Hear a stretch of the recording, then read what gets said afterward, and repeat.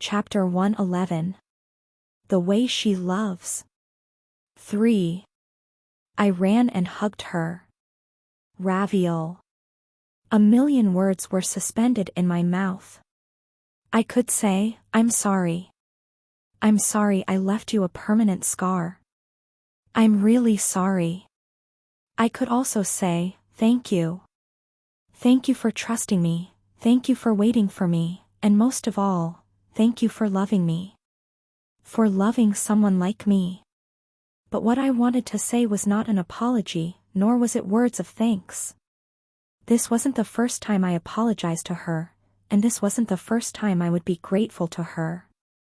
In this moment, the night we reunited, I didn't want to apologize or thank her. Something I've never said before. I wanted to present her words that I could only say to her once.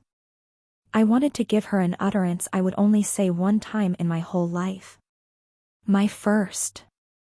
My last. I wanted to dedicate my time to ClassRevivalHunter. So. Therefore. That was why. I took Raviol's hand. Let's get married. A marriage proposal. Raviol slowly nodded. I am called many names. I received the epithet of the Silver Lily from the Emperor. The Empire calls me by my title, ClassRevivalHunter. But my name, Raviol, will eternally belong only to you. We kissed. Deeply. The two of us woke up at dawn. The windows were a pale blue. Hearing the sound of breathing, I turned my head to see Raviol wordlessly looking at me. I also looked at Raviol without a word. Then, I moved my hand to hold hers. I felt her cool fingers. She was beautiful. Sharing our breaths, fingers intertwined, we touched foreheads. Raviol, you're a genius. It was dawn. During that time called dawn, all meetings were secret trysts and all whispers became sweet nothings. Thus, those who shared their dawns were those who loved each other. I whispered. You're amazing. You utilized the trauma I had to see to convey my memories. Really, you're amazing. I would never have thought of such a method. It's because you respect the pain of others. Raviol's hand brushed against my earlobe. You're also incredible. How did you persuade the tower? The tower is like an inviolable administrator to constellations. I know that you have a silver tongue, but I didn't realize you could cajole the tower itself. Well, I don't actually remember much. It's like a vague dream. Memories probably disappear after meeting with the tower's authorities. Nonetheless, you succeeded. My lover is quite capable. And my beloved is a genius. I won't deny that. We pressed our foreheads together. We could admire each other without vanity or showing off. This fact made me happy again. When should we get married? Are we in a hurry? Saying it like that makes it sound dishonorable. Raviol laughed lightly. I felt dizzy. Lightning shot up my spine to my head. No music could ever compare to the beauty of Raviol's soft laugh. The first step would be to break my engagement with the crown prince. That was certainly true. Raviol nodded. His Highness and I are bound by our engagement, which makes it difficult to marry you legally right now. I don't really care about legality. I'll be satisfied with a small ceremony with us two. No. It matters to me. Raviol stroked my cheek. This is the world I live in. I am loyal to this empire. My world and my nation needs to recognize my marriage. Even if you are a commoner here, you are my lover, and every citizen of the empire must accept you. All right. But can we expect everyone to react well? It's fine, Gongja, Raviol said composedly. Citizens who do not recognize you will die by my hands. What do I do? She was too cool. I was falling in love again. I wanted to fall in love with her again and again. I understand. Let's have our wedding in your world, Raviel. But I also have a condition. Speak it. Breaking the engagement with the prince is necessary, but you shouldn't be the one to initiate it. I won't be able to forgive anyone who speaks poorly of you when they know nothing. If anyone tried to point fingers at my beloved, I would break that finger. If anyone gossiped about her, I would cut off their tongue. If anyone besmirched her, I would kill them. I wasn't kidding. I'd give them a taste of hell. It should be obvious to everyone that it was the prince who was at fault and you simply had to break the engagement. Oh ho. Are you telling me to insult the nation's foundation now? Me, the heir of the Ivantia Duchy, who works in the shadows for the sake of the empire. Yes. That'll be easy. We took a moment to kiss each other. Life became a bit brighter. Do you have a plan? Of course. Who do you think I am? I have a record of each time the crown prince met with the lady of the golden silk piled up in a drawer in my library. There are hundreds of pages in storage. I have prepared both alibis and witnesses. If I drag him to court, I'll win. What do I do? She was too cool. I was falling for her again. I wanted to fall in love with her again and again. Of course, we don't actually have to go to court. The imperial family would not want to advertise this. I just need to ask the emperor for a meeting with the evidence in tow. When will you go to the palace? As soon as possible. Raviel quietly pushed back my bangs. Gongja. When you marry me, you'll be marrying into the Ivantia ducal family. The imperial family will directly give you a title as my consort. And I will become your lord. 1. My heart throbbed. Officially, I will call you wife. You will call me husband. Is that acceptable? It's a hierarchical society, and you're from the Ivantia family. I'm only an outsider. Don't worry. It's just following the laws of the empire. I don't mind it at all.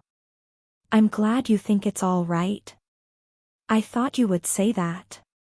So, test it out and call me husband. I paused. What's wrong? Are you embarrassed? You're embarrassed. I knew it. I'll try it out first. Her eyes smiled. Wife. My heart. I gulped. Spit stuck to the back of my throat. I slowly tried to open my mouth, but it was glued shut. My upper lip slid across my lower lip fruitlessly before barely making a sound. Husband. Raviel blinked. A silence settled upon us. My lover's red eyes stared straight at me. How do I describe it? Her face looked like that of someone who saw a hedgehog's paws. In other words, I had no idea what her expression meant. Gongja. Yes. Say it once more. Husband? Again. Husband. Raviel's eyelashes fluttered. Her shoulders shrank a bit. What the heck is this reaction? I didn't know it at first since Raviel kept a straight face, but I soon realized it. No way. Maybe? Could it be? No, this wasn't possible, even if it was the end of the world, but... Raviel. Are you embarrassed right now? Raviel mumbled. It's insanely adorable. My man is. Her embarrassment infected me in an instant. This was crazy. My face turned red, and my lips were dry. Still, my head worked just fine. At this time, it would be best to counterattack by saying Raviel is the cutest person in the world. I could return all the damage I'd received from Raviol so far. But I couldn't do that. I felt so flustered I thought I would die. Instead, I compromised. Husband. Rather than a one-sided attack, both sides could flirt. We could force a draw with no winners or losers. Did she understand my strategy? Raviol also opened her mouth. Wife. Husband. Wife. Husband. Wife. I love you. I love you. My husband. My wife. Like that, an infinite cycle. Before we knew it, the dawn had already become morning. Fuck. You son of a. Bei Hurayong muttered, facing away from me. He had been trying to protect our privacy. You. Shh. Asterisk TTY couple. You dorks give me goosebumps. Matching idiot couple. Fuck, what about me? Do you know how fervently I called you when you got immersed in the butler, huh? As soon as you become conscious, you don't even thank me and just dally with your lover, huh? Are you taking me lightly? You really want me to pass on? Huh? Shiny comforts the Sword Emperor. Ah. You're the only one I have left, Shiny. The ghost and the sword came to build a mysterious friendship. I'm sorry, and thank you both. But for now, I wanted to shower love on my beloved a little more. In the throes of love, I remembered the goal of this stage. To prevent the destruction of this world. Also, the main cause of the end of the world was my husband's artifact, the Holy Sword's fragment, and the spiraling of her wish. In other words, if I recover the fragment, the world won't be destroyed by the demons. But that wasn't the only reason the world would end. The apostle of the ox that harvest ruins. The apostle of the warhorse of the eternal plains. The apostle of the evangelist of everlasting happiness. On the last day, beings from different worlds descended from the rifts littering the torn sky. I clearly remembered the invasion of the apostles sent by other constellations. They'll definitely come. I knew because there hadn't been a message about the stage being cleared. My husband ascended to a semi-constellation from stabbing a fragment of the holy sword in her heart. A constellation was said to be the representative of a world.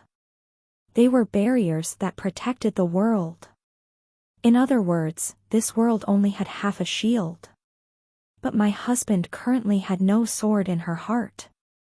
Therefore, she had not yet ascended. Rephrasing that statement, there was no constellation protecting the world at the moment. Let's plan the wedding for a month from now, I said. It'll be exactly 10 days after I first possessed the butler. 1 month later from this moment. I see. You're matching the timing. We set the date for our wedding for the day this world originally would have ended. It was to reject the last moments of the world and remake it into our new beginning. It was an audacious choice. If so, it'll be quite a bit of work for me. But should everything go well, we can have our wedding next month. What sort of things need to be done? First, I need to break the engagement with the crown prince. Next, I must succeed my father's position. Raviol said it as if it were only natural. It will be difficult to marry you with my current status. The legal procedures are bothersome, and society will squawk about having a commoner betrothed to a noble. It'll be annoying. I'd rather become the Duchess and take you as my consort. When I become the family head, I can arrange things as I please. I was speechless. Raviol. I still have quite a few of the butler's memories. Isn't it quite difficult for the heiress to succeed as the family head? Especially for the Ivantias. It's the noble and great Ivantia family. Succeeding the duchy just because you want to is. You're right. It would be difficult if I were not me, Raviel said calmly. However, I am Raviel Ivantia. What do I do? She was too cool. I was falling for her again. I wanted to fall in love with her again and again. The duchy's vassals have already pledged allegiance to me. I also have military power. If my father wants to hold on to his power until the end, his only choice is to go running to His Majesty the Emperor. Thud. Raviel dumped a stack of papers onto the table. I have plenty of evidence that proves the Crown Prince's infidelity. The Emperor is as competent as the special operatives he commands. He will defend the dignity of the imperial family rather than stay loyal to my father, who has no real power.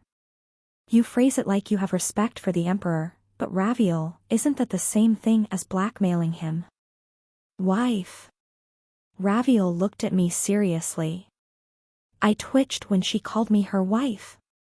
We were calling each other husband and wife in order to get used to the new titles, even when we were alone. Yes, my husband? You have a job in the tower, not in this world. I understand if you do not frequently return to my world and this empire. You should understand that I cannot relinquish my noble title. Hearing it like this made me feel like a spouse who worked abroad.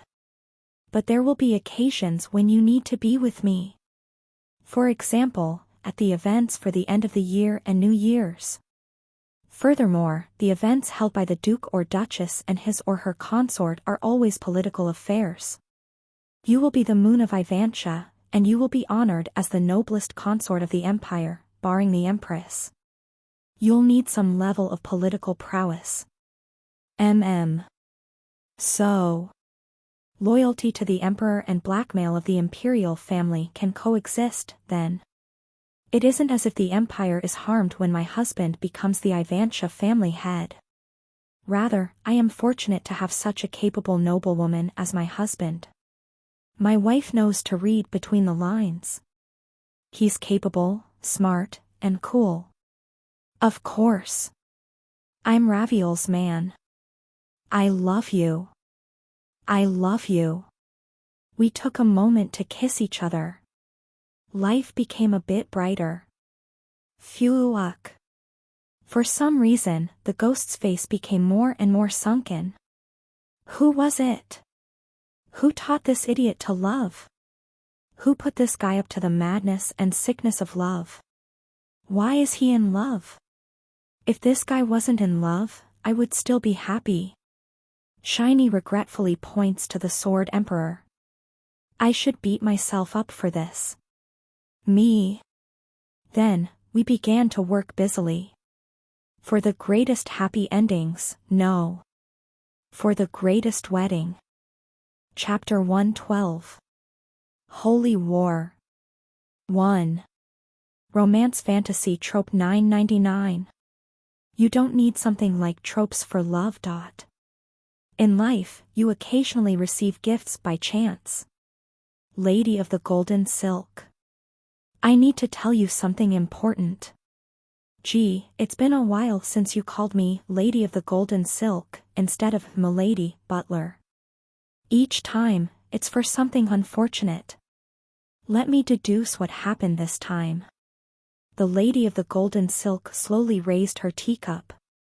It was truly an elegant motion. Do I have a secret half-sister? You do not. Really? Then, was my mother secretly an illegitimate child of the former emperor, thereby meaning that my blood is intertwined with the imperial families? Thus, the love between the crown prince and I can never come to fruition? That isn't it. Or do I have both a hidden half-sister and a hidden bloodline, meaning that I have a lot of potential to be the protagonist of a story? No. Then what is it, you bastard? I'm getting married soon. Oh ho. Marriage. So it was marriage. Marriage. The Lady of the Golden Silk sprayed the tea she had been drinking. Mostly on my face. There was no trace of elegance to be found. Marriage. Yes. Marry a Guy. That's correct. If that's a joke, it's a really bad one, butler. Do you want me to hit you again? It isn't a joke. I wiped my face with a handkerchief. There's no way I would joke about this to milady, is there? I really am getting married. You can't stop me. I've already set a date for next month. Who's your partner? That would be the esteemed lady of the Silver Lily. Oh, come on. You're definitely fibbing. The lady of the golden silk sighed. Phew. Her face looked relieved. Her expression showed that she didn't think Raviel would marry me even if the world was ending. Oh, well. That was a normal reaction. Do you think I'm lying? Yeah. It's a poorly spun lie at that. Please come up with a more plausible tale if you want to trick me. I'm giving you a failing mark in creativity. If it's for real, will you allow me to marry her? Ahaha. Sure. I'll let you marry or whatever, butler. Rather, if it's real, it would be very advantageous for me to have my servant marry into the noblest family in the empire. Wouldn't the value of my family soar at once? Please stamp this. I held out some papers I had prepared in advance. What is this, butler? This document states that you, my original master, will allow the marriage between myself and Lady Raviel Ivantia. I'll step out of your shadow and become a consort in the Ivantia family. Pfft. The lady of the golden silk held her stomach and laughed. See, consort of the Ivantias. Pfft. What's that supposed to be, a joke? A prank? Are you saying that my butler will be called Duke Consort of Ivantia? It's hilarious just to imagine. Me becoming the empress is more likely than that. The lady of the golden silk's grin changed into a different sort of style. Well, that is what will happen this time. I remembered the summary I had read before entering this apocalypse. It's her second try. Since the heretic questioner hadn't possessed her yet, I could guess at the lady of the golden silk's true nature and thought about many things regarding her. For now, I buried all these thoughts and said, will you please stamp it? The lady of the golden silk grabbed her stomach again and laughed. Oh, gladly. This will become a piece of your dark history, butler. As your generous master, I can't look away from this amazing farce.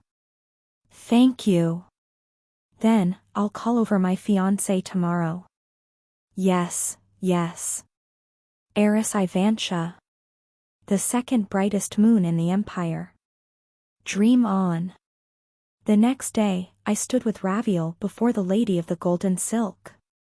I brought her over, milady. The lady of the golden silk's jaw dropped. We already know each other, but I shall greet you again, Raviel said, holding a fan. I am Raviel Ivantia, daughter and successor to the Duke of Ivantia. I received the epithet of the Silver Lily from His Majesty the Emperor. Ha! Ah! Yes, of course we know each other. Your ladyship. It is a joyous occasion for me to marry your butler. The butler is bound to you. Getting married would be difficult without your permission, but you have easily granted it. Truly, thank you. All right. This is a wedding invitation. Raviel curtly handed her a letter. The border was decorated with a thread of silver, and in the center of the envelope was the red wax seal of the duchy. The lady of the golden silk accepted the letter with a dull face. Rejoice. You are the first person to receive an invitation. I hope you know what an honor it is. Well, it is but a small gift to you as you have cared for him until now. B. Butler. This is a joke, right? How impudent. As of today, this man is my fiancé, not your butler. You don't possibly believe that the Ivantia family is inferior to your barony? From now on, treat my fiancé politely. Duke, consort. The lady of the golden silk stared at me like the world had flipped over. Her gaze was desperately asking me to deny the title she just spoke. I bowed politely. It was an honor to serve you, milady. But from now on, please call me Duke Consort. Respectfully. Then, shall we go, Raviel? Humph. I told you to call me husband in front of others. Ah. Pardon me. Husband. My mouth isn't used to calling you that yet. My wife is so silly. But I like everything about you, including that part. I love you. I love you. We left, side by side. A while after, we heard a faint scream behind us. What is Thais? A spring with falling magnolias. Our marriage was drawing near. My lover, Raviel Ivantia, was a person who followed through on her words. If Raviel said our wedding would take place within a month, it really would. I've detained my father in our villa, Raviel said, casually and calmly. There is a group of people in my family who still follow my father, but their numbers are few. We can ignore them. I negotiated with the emperor for my succession to be recognized, and I've already become the Duchess of Ivantia. Now, I shall be called the Silver Lily Duchess, not the Lady of the Silver Lily. My father-in-law was incarcerated overnight. Is this all right? While I was feeling uneasy for an in-law I had never met, Raviel looked at me. You are now the fiancé of the Duchess of Ivantia. You are the host of the second highest-ranking family. Other than the emperor, the empress, and the prince, there is no one you must bow your head to. At least, not in this empire. All citizens of the empire, regardless of status, must bow to you. In the absence of the imperial family, you will be treated with the highest regard. Raviel was serious. It was only after I heard her words that I felt that something huge was happening. Until now, I thought of our wedding only in terms of my love for Raviel. Our love was sweet. It was romantic. But for Raviel, marriage was more than just romance. The immense truth of the matter dawning on me, I opened my mouth. But I'm only a commoner. Of course, the socialite biddies will gossip. Gongja. Your past is like the train of an uncomfortable dress, and it will follow you wherever you go. But I've taken what measures we could. Measure. What did you plan? You will become the adopted son of the Grand Chamberlain of the Imperial Palace. Raviel handed me a sheet of paper. The Grand Chamberlain has served the imperial family for a long time. He was awarded a noble rank, his personal record is clean, and his honor is regarded highly. Most importantly, he has no children. Becoming the son of this old chamberlain will raise your status immediately. Oh, my God. No, really. Oh, my God. Is that allowed? It is. If I want it to be. Even now, Raviel was working through a mountain of files. Swipe. Raviel's quill never stopped moving. It was hard for me to guess the contents of those documents and the political repercussions they would have. I omitted all the annoying steps. Just sign that paper. Then, you'll be recognized as the son of the Grand Chamberlain. It was like this. The reality of marriage. The father-in-law I had never seen was confined in a villa. I also became the adopted son of someone I never met. Many things were happening that I didn't know about. I realized belatedly as I signed the adoption papers how momentous it was to become the wife of the Duchess of Ivantia. It was clearly demonstrated by the scenes that I faced a few days later. Greetings to the second brightest moon in the empire. Even if I was just passing by the academy, the noble ladies and gentlemen recognized me and yielded to me. They were utterly courteous. The rumors had spread to the academy at some point. I pay my respects to the lord of the house of Ivantia. Ah. All right. Congratulations on your betrothal. May there be eternal glory to the Ivantias. Thank you. The students stopped talking whenever I walked by. They stopped whatever they were doing and remained silent and polite until I left. The academy's guards, including the knights, saluted respectfully when they saw me. There were no exceptions. Even the academy teachers bowed as if it were natural. Even when I reached rank 3 in the tower, even when I became a popular celebrity and was surrounded by crowds, I'd never felt the same way. This is the thing called status. I wasn't a star. I wasn't an entertainer. These people weren't surrounding me or using their smartphones to take a picture of my face. They merely kneeled. Amazing.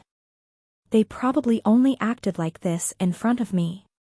I would bet that as soon as I left, they would spread all sorts of dirty rumors about my origin and about Raviel and the prince's unconventional breakup. However, nobody dared to gossip in front of me. Eek. Shatter. One day, an academy servant broke a jug of water while moving it. I was just passing by. I wanted to ask, "Are you okay?" But at that moment, 6 servants prostrated themselves at once.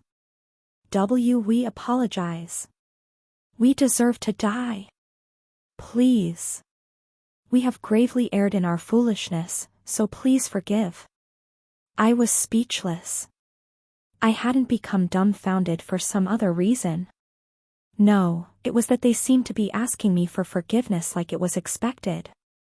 The fact that I had the right to forgive them paralyzed me. In other words, I could decide to punish them and not forgive them.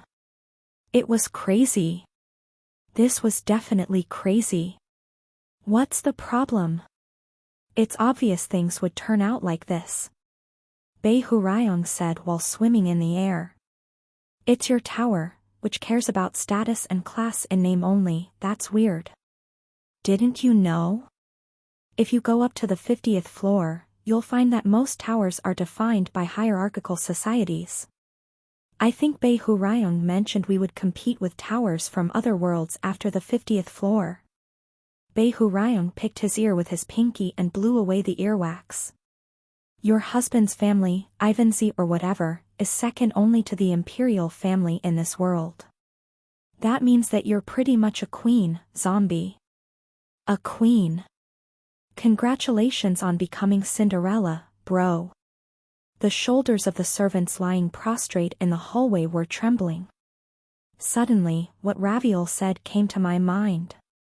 Every citizen of the empire must accept you. My world and my nation need to recognize my marriage. This was exactly what she was talking about. In just a few days, I had risen to the top of the pyramid. I had reached the pinnacle of power. This is Raviel's world.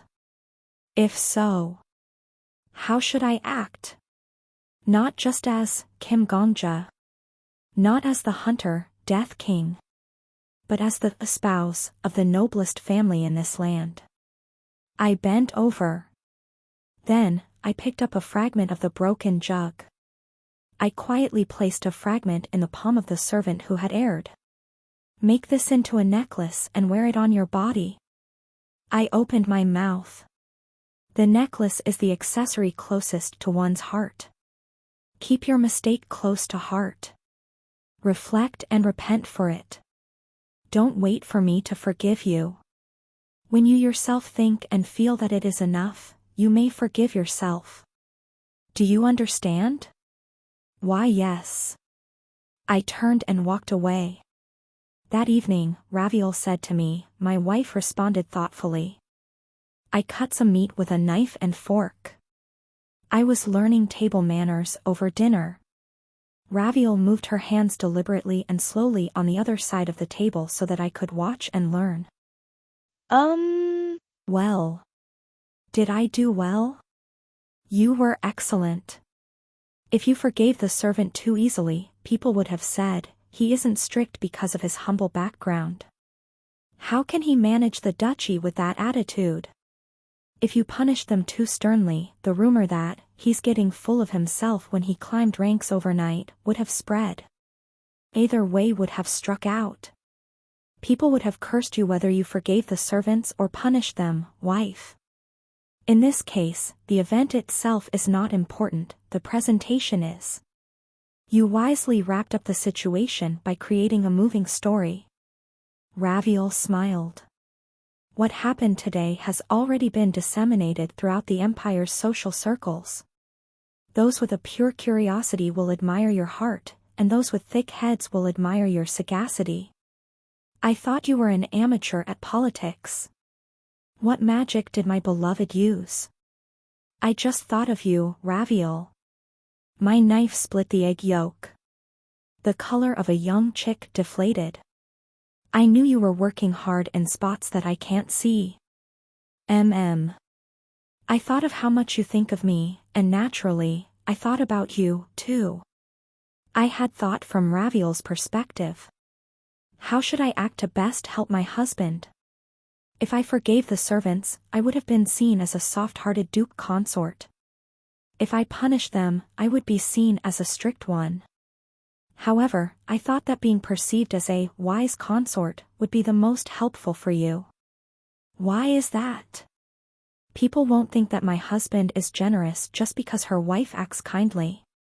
Similarly, my strictness doesn't affect your image. The candle on the table went out. However, if I am wise, Raviol must also be wise. Choosing a sensible spouse is wise in itself. Raviol covered her lips with a white napkin. You thought of me. Yes. Gongja. You've already helped me. The people of the world won't know this, but you've saved this world from destruction. You'll continue to save it in the future. Isn't it all right for you to do what you wish, even a little? No. I shook my head firmly. I'll be with you all my life, Raviol. For the rest of our lives. I don't want to obsess over what I've done for Raviol. I don't even want to think about it. I want to give you more things, things that are more precious than anything I've done for you before. I want it so that meeting me would be the greatest fortune in your life. I hope that being beside me will be your greatest happiness. I want to mean the most to you, Raviol. It's not a matter of fortune or happiness. Raviol stood up from the table. She slowly approached me and bent down. You are my one miracle. Our lips met. Asterisk. Of course, not everyone succumbed to the Ivantia name. I am against this marriage. The lady of the golden silk came to me every day to complain. Since the prince was called away by the emperor, the lady of the golden silk only had me to lament to since she couldn't speak directly against Raviol. But haven't you already stamped the document? It's invalid. Invalid. I stamped it because I thought it was a joke. Regardless of what you thought, the papers are legally valid. Arg. The lady of the golden silk chewed on her fingernails. It's strange. Very strange. Nothing like this happened last time. Did I cause a butterfly effect? No, this is too much for that. Lord Ox that harvests ruins, what is this? The ox that harvests ruins. I tilted my head as if I was hearing that keyword for the first time. What does that mean? It's nothing. The lady on the golden silk clamped her mouth shut. Whatever. This is probably one of the Lady of the Silver Lily's schemes. She isn't the Lady of the Silver Lily. She is to be the Duchess soon. Be respectful. Oof. Butler, I really hate you. I'll never forgive you. The lady of the golden silk glared at me and left the room. Slam. The door shut violently, making the hinges creak. She was showing that she would not let this marriage pass by idly. The lady of the golden silk would probably be the biggest obstacle regarding the wedding. However, I wasn't worried at all. There were only 10 days left before the wedding. Death King. Someone wearing the costume of the lady of the golden silk burst through the door. I think I've turned into the heroine of this apocalypse. Sitting in a chair, I smiled. Heretic questioner. Yes. Death King. In 10 days, the constellations of the other worlds will attack. I said to my colleague, who had turned from the greatest obstacle to the greatest assistant. Please prepare for a holy war, SSS Class Zealot. Chapter 113. Holy War. 2. The Heretic Questioner. An epithet holder. A so-called first-generation hunter active since the early days of the tower. Among every nationality, regions where no nation had established themselves, and regions where nations had collapsed when humans came rushing in, this blonde psychopath stabilized the tower by hunting down radicals. I see constellations as the deities of their worlds. The specialist who managed all religions on the planet with the authority, 10,000 Temple, smiled widely. Simply put, the deities are the laws of their worlds. For example, there is a law that exists on our world, Earth, which is the law of physics. Though, the laws of physics are basically installed everywhere, like Windows operating systems, so they're nothing special. That's why there isn't anything special about our world. But we have nuclear weapons and guns, you know? As I said, the laws of physics are the foundation of everything, no matter where you go. That means that those two tools can come from any world where the technology is advanced enough. The heretic questioner continued that it would, however, be difficult to develop technology based just on physics if magic and miracles were common. That didn't mean that other worlds couldn't invent nuclear technology and guns anyway. I guess there was also an apocalypse destroyed by a nuclear war. The saga of the Iron Knights in space, which is now our 23rd floor, was science fiction. Could it be? Was Earth the weakest among the worlds? I knew that magic and skills didn't become common until after the tower rose, but I felt weird hearing that our home Earth, the blue marble, was weak. Was this nationalism? No, should I say it was globalism? But, like you said, it is true that guns and nuclear weapons are very powerful. If we were to rain them down, we could defeat quite a few apostles. I see. Raviel tapped her mouth with the tip of her fan. Since the laws of physics are the underlying basis of most worlds, physical attacks can be used almost anywhere. That's right. It is natural that those who aren't bound by physics cannot attack physically. And if they have physical bodies, then physical attacks will, of course, work on them. But the question of efficacy remains, will they be affected by the full force of the attacks, or will the attacks be reduced? The floating sword emperor let out a small exclamation. Huh. That guy's smart. Sword emperor, does this sound right to you? Yeah. That's why the constellation killer could break shiny with his aura and why I wasn't pushed about when I only trained with a blade. That kid who controls the Black Dragon Guild could also make pancakes of Preto with her beam. Physical power is a very powerful law. Shiny sullenly nods. It can be said that a constellations class depends on how much they follow the laws of physics. I wanted to ask what that meant, but the heretic questioner began to explain it right away. The part that I just said about reduced physical damage is unexpectedly important. This is because one can follow the laws of physics but not be completely bound. And if that's possible, Because all constellations have their own laws, their apostles have to oppose the laws of physics with those laws. Oh. As expected, you have a brilliant understanding of it. You are indeed Death King's partner. That's obvious. My husband spoke such lovely words. I was certain that Raviel was shining this small tactical meeting with just that.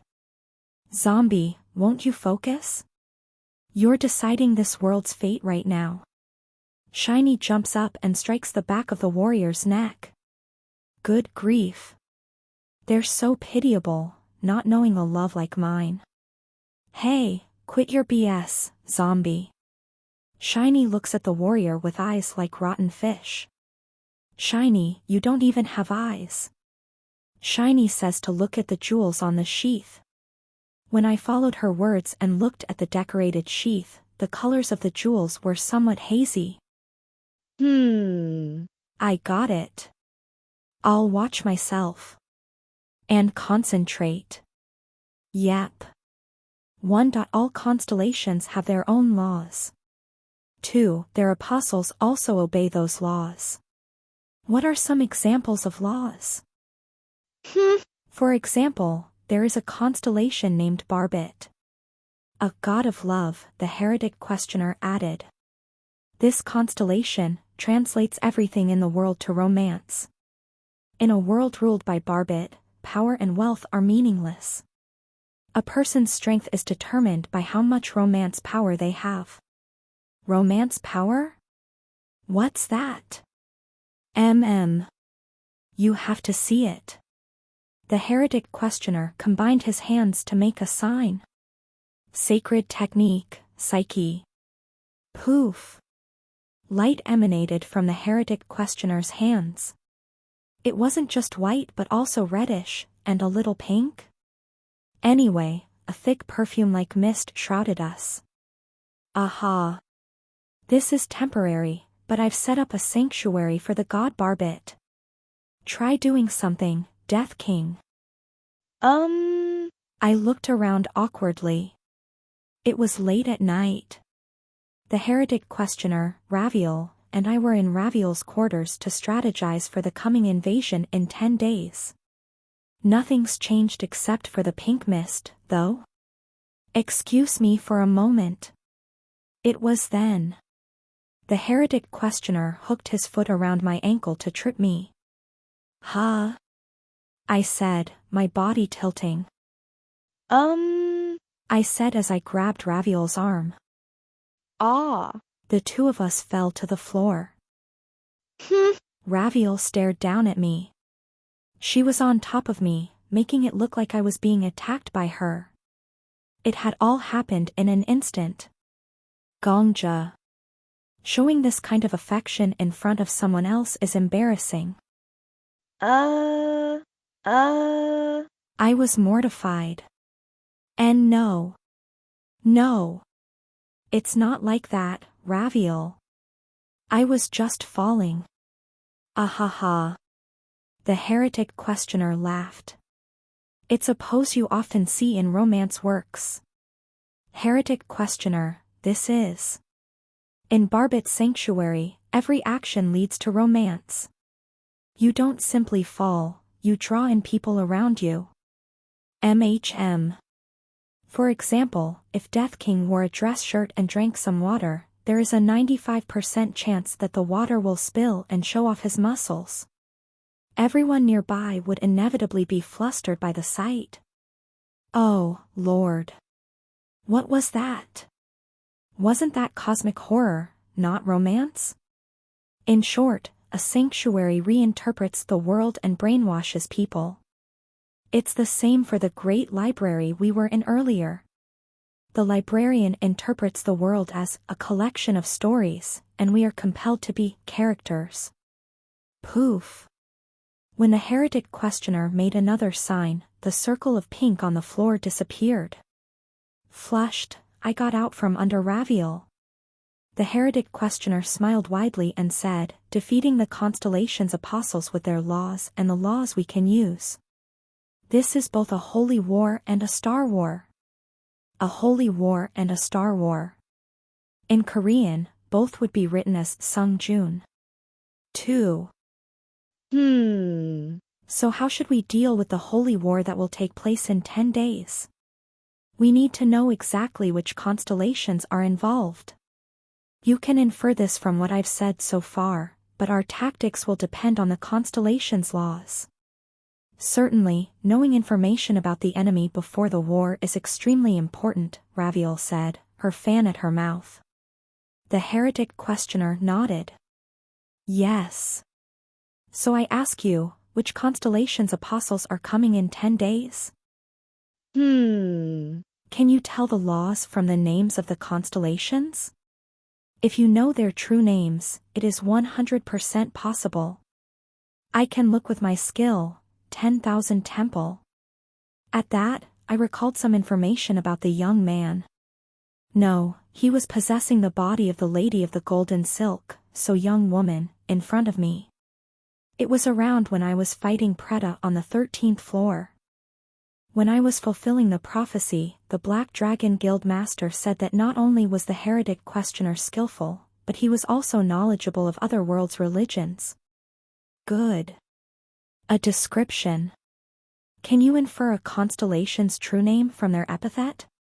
If the constellation is famous, yes. If that was so. They are the ox that harvests ruins, the warhorse of the eternal plains, and the evangelist of everlasting happiness.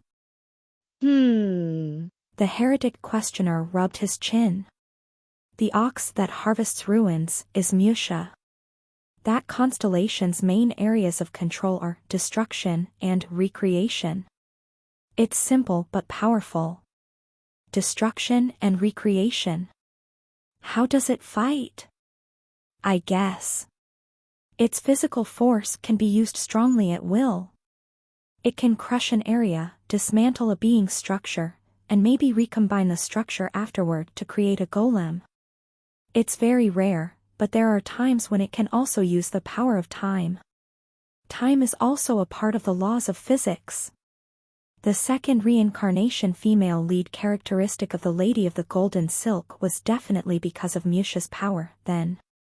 An apostle of a constellation beyond this world had already been present here. Is that why the corner librarian designated this world as an apocalypse? In the librarian's perspective, could we intervene because there were outside constellations already interfering in this story? Or was it just because there was no constellation in this world, as Raviel said? The former seems to match the corner librarian's tendencies more so than the latter. While I was thinking about that, the heretic questioner continued. The warhorse of the eternal plains is the epithet of Mahos. Its main areas of control are dueling and war. This is another simple but powerful force. Dueling and war. Does that mean they cannot deny a challenge to a duel or something like that? Yes. Or spread a mania so that they are not afraid of death or dispense wisdom about tactics and strategies. On the other hand, it can also forcefully make a peace zone by banning war itself. That is a very rare case, though. The one who controls war also controls peace. That sounds somewhat odd. Raviel smiled slightly at my mutter. There's nothing strange about it. Peace is nothing more than a name for the state in which war has desisted. Therefore, one who can affect war can, of course, affect peace. Exactly. The heretic questioner smiled widely. I don't know the true name of the evangelist of everlasting happiness. It must be a constellation who hasn't become famous yet. It was unknown. If the constellation isn't famous, does it mean that it is weak, or is that an advantage? As I was locked in anguish, Shiny vibrated. Shiny wants to ask if he knows about the guardian goddess. Shiny. You were the one who told me to focus on the meeting. Shiny is advising on a very important issue. Why are you like this? Shiny declares she isn't being selfish at all and that this is to determine how accurate the heretic questioner's information is. It's a little off topic, but do you know about the guardian goddess? Oh ho. The heretic questioner grinned. The guardian goddess is Wea's descriptor. As her name suggests, her areas of control are mainly protection and immortality. She is a very powerful deity, but my 10,000 temple skill says she lost her strength because of a certain event. Shiny sparkles, saying that this person is genuine and can be trusted. Gongja. Why is your sword suddenly doing that? It's hurting my eyes. Just a moment. I'll wrap it up. Shiny screams for the warrior to stop. Anyway, while I received confirmation that the heretic questioner's information was correct, Raviel tapped her chin with her fan. It'll be difficult. Each enemy is of a different type. Are there a total of 3 enemies? It'll be even more difficult since each apostle might borrow different levels of power. Even so, we can see the broad strokes. Thank you for sharing your information. Aha, saving this world will help our tower. It's efficient to help you. Is that so? Yes. And my other skill, Sacred Technique, can borrow the powers of any god I know the true name of. Combined with everyone's strengths, we will find a way. Our strength. Raviel and I looked at each other. Then, we opened our mouths at the same time. It's love. That will be love. There would be plenty of people who are better at fighting than us, and there would be people who are smarter than we are, but we were confident in one thing. Our love was greater than anyone else's. Huh? The heretic questioner tilted his head. It's weird, Death King. When I see the two of you being lovey-dovey, the area around my heart feels tingly and numb. I never felt something like this before, so what could it be? It's a heart attack. I also heard a message that my immersion rate got higher. How should I interpret this? No. For now, please be careful with the immersion rate. If the Lady of the Golden Silk swallowed the heretic questioner before the war, we would be hamstrung. Regarding what we said earlier, Raviel and I were on the same page. She said, the love we mentioned has a meaning other than the general definition. What is that? I'm sorry, but I can't share. Let's say it's a secret weapon. But I can't take it into account when we're plotting. That's all right. Let's discuss basic tactics and steps instead. As I am powerful in this world, I can arrange for security forces to be anywhere in the wedding hall. For example, I can borrow the Emperor's special operatives. Oh ho! How skilled are those operatives? Like that, Raviel and the heretic questioner sat across each other and continued to talk. This will work. The sight of the once-loved rivals, though one of their personalities had obviously been swapped, talking determinedly to fight together filled me with optimism. This will definitely work. Bei Hurayung entered my vision like a bucket of cold water. Gongja. Don't be an idiot. Being invaded by 3 apostles is no easy thing. How bad will it be? Think of it as about 1.5 times the strength of Preta on the 12th floor. What a novel unit of measurement. Preta was a constellation. The invaders now are apostles. Wouldn't apostles be weaker than a constellation? She was the lowest level constellation. In terms of your tower ranks, she was like a D-rank constellation. 12th floor Preta was? Yes, 12th floor Preta was. Bei Hurayong continued to pick his ears. Well, I'm not worried since it's you. No, I should say that I am not worried since it's you too. Bei Hurayong glanced at Raviel. Since he spent a long time beside me, he must have guessed what the secret weapon Raviel mentioned was. It was the same for me too. Thus, I didn't think that this invasion couldn't be overcome. But zombie, don't you want to clear this stage with 0 casualties? Yes, that's right. You'll have to think hard, then. Your hubby and that smartapants can take care of tactics, but you should develop your personal fighting ability. Bei Hurayong looked down at me with his arms crossed. Thinking about it, you're also D rank, right? You don't intend to be that rank forever, do you? Of course I didn't. 5. 10 days flew by like an arrow. It's finally your wedding day. In the Empire, weddings were held in the evenings. A marriage was the combination of the sun and the moon of the family. The evening, when the 2 celestial bodies met in the sky, was becoming of a marriage. The clearer and redder the sunset, the better it was for a wedding, and today was such a day. You look so splendid today, Duke Consort. I felt another strange feeling, surrounded by some servants. Up to 5 servants stuck to me like beetles to lead me around. They kept saying, "How can you be so beautiful? Her Excellency is so lucky," and other silly things. My mind was overstimulated. Well, thank you all very much. You don't have to fuss like this. No, it's no trouble, the servants replied firmly. At least for today, the Duke Consort should be the most amazing groom in the nation. Frugality and humbleness are virtues, but you cannot act like that now. Today, the only virtue is beauty. Oh, I've felt this once before. It was the same as when the Black Dragon Guild Master and the other guild masters went wild about me getting a photo shoot.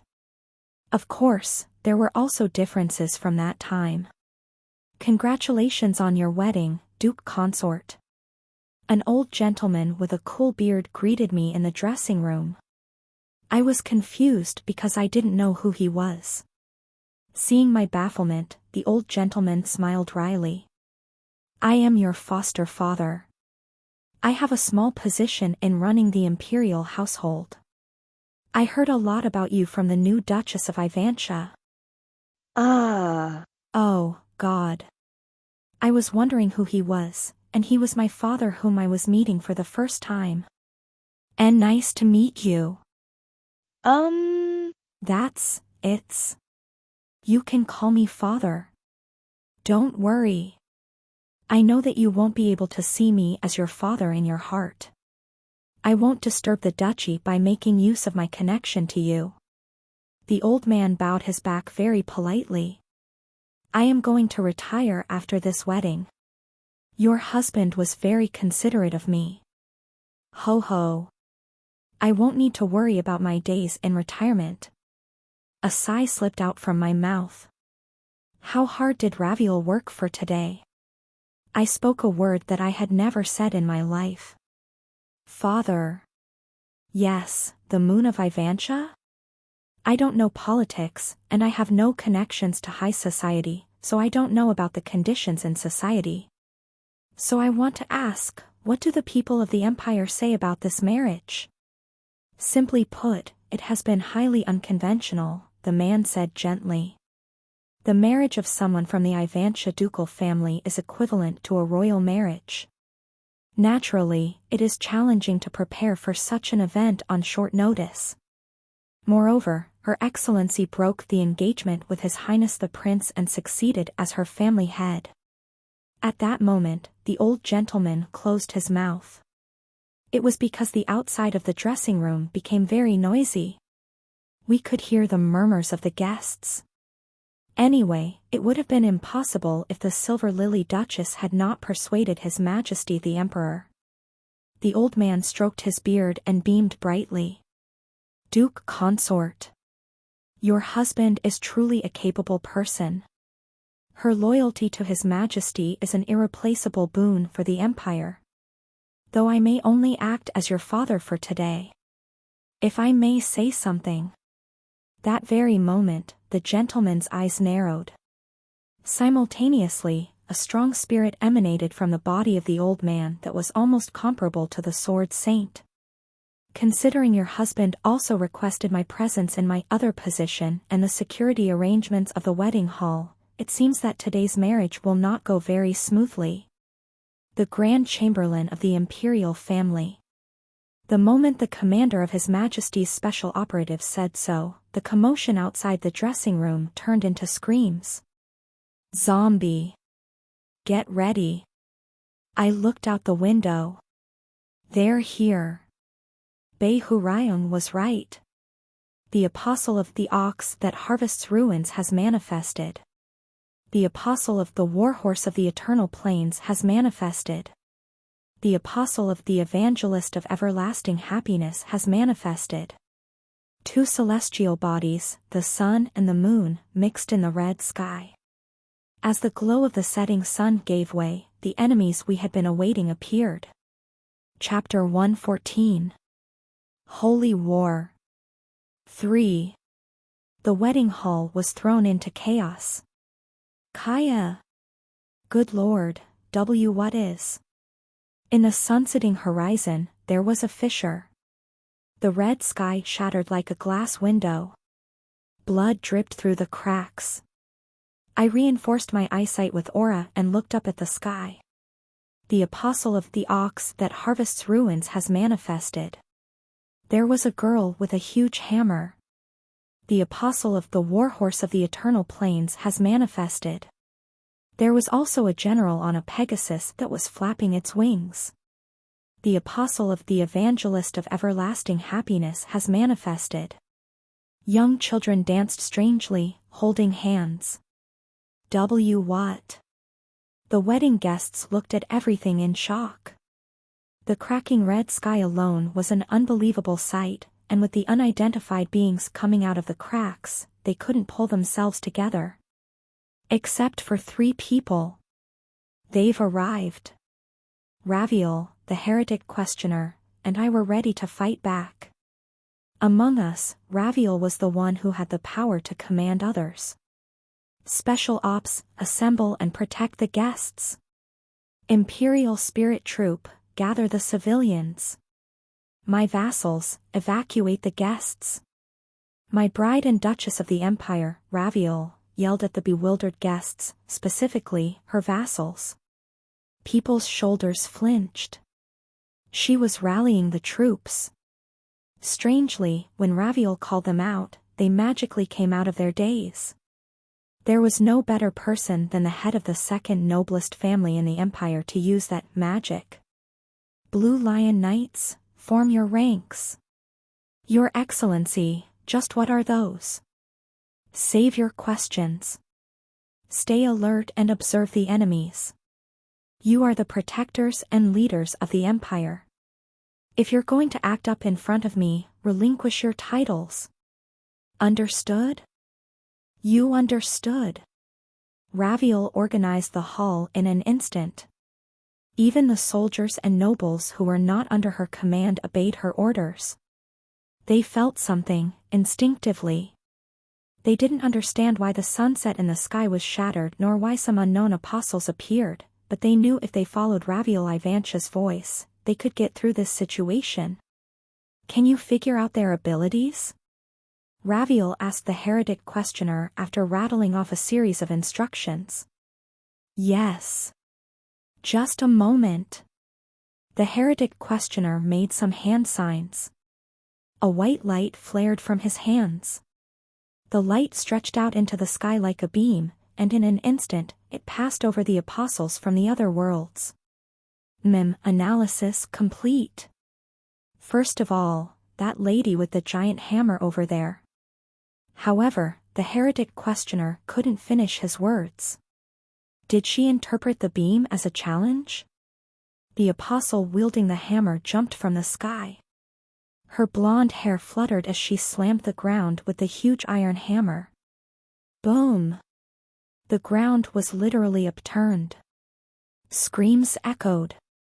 The wind pressure of the strike alone caused a tornado to form.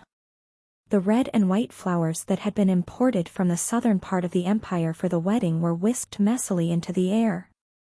Amid the hundreds of flowers, blooming and scattered, the apostle's eyes burned red. ClassRevivalHunter. Her eyes and voice were somewhat familiar. I won't give you a thing. Shockingly, the apostle looked exactly like the Lady of the Golden Silk. Lady of the Golden Silk.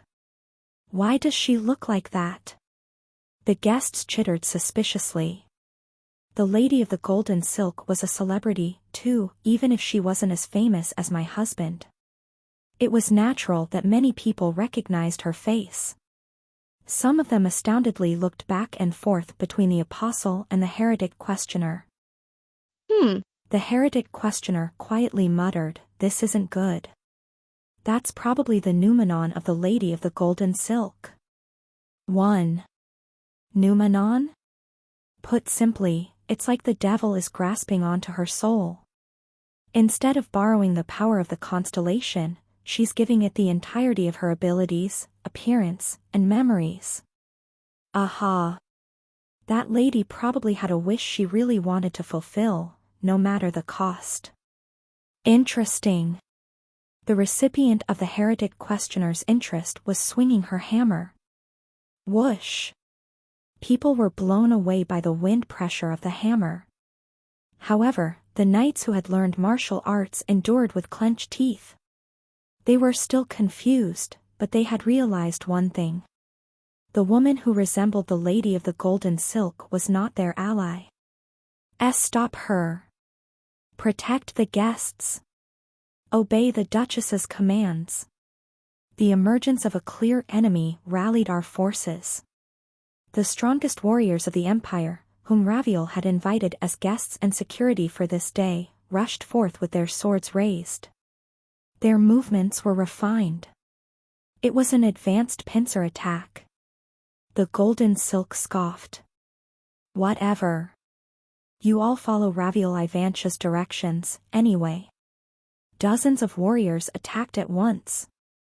I'll destroy everything before I give anything up to her. Dozens of blades carrying auras rained down simultaneously, but twang. The blades bounced off the Golden Silk's skin. What? Dumbfounded cries scattered the place. The Golden Silk was not injured a bit. Some warriors pressed on, unfazed. They swung their swords again, but it was no use. Every sword was blocked by the clothes the Golden Silk was wearing. Auras could only singe the Golden Silk's clothes. Ox that harvests ruins. The Golden Silk struck with the hammer. Give me your blessing. Squish. Crushed under the hammer, one fighter burst like a watermelon. Blood splattered. Before the blood could even fall to the ground, the Golden Silk swung her hammer again. Wait. Another head was smashed by the hammer. Plop. Blood spouted, again and again. The slaughter continued relentlessly. In the midst of their colleagues' deaths, warriors desperately tried to attack the Golden Silk's blind spots, but not a single knife pierced her skin. Everyone, be careful. The heretic questioner shouted. She bears one of Musha's blessings, the invulnerable body. She cannot be wounded. Aha.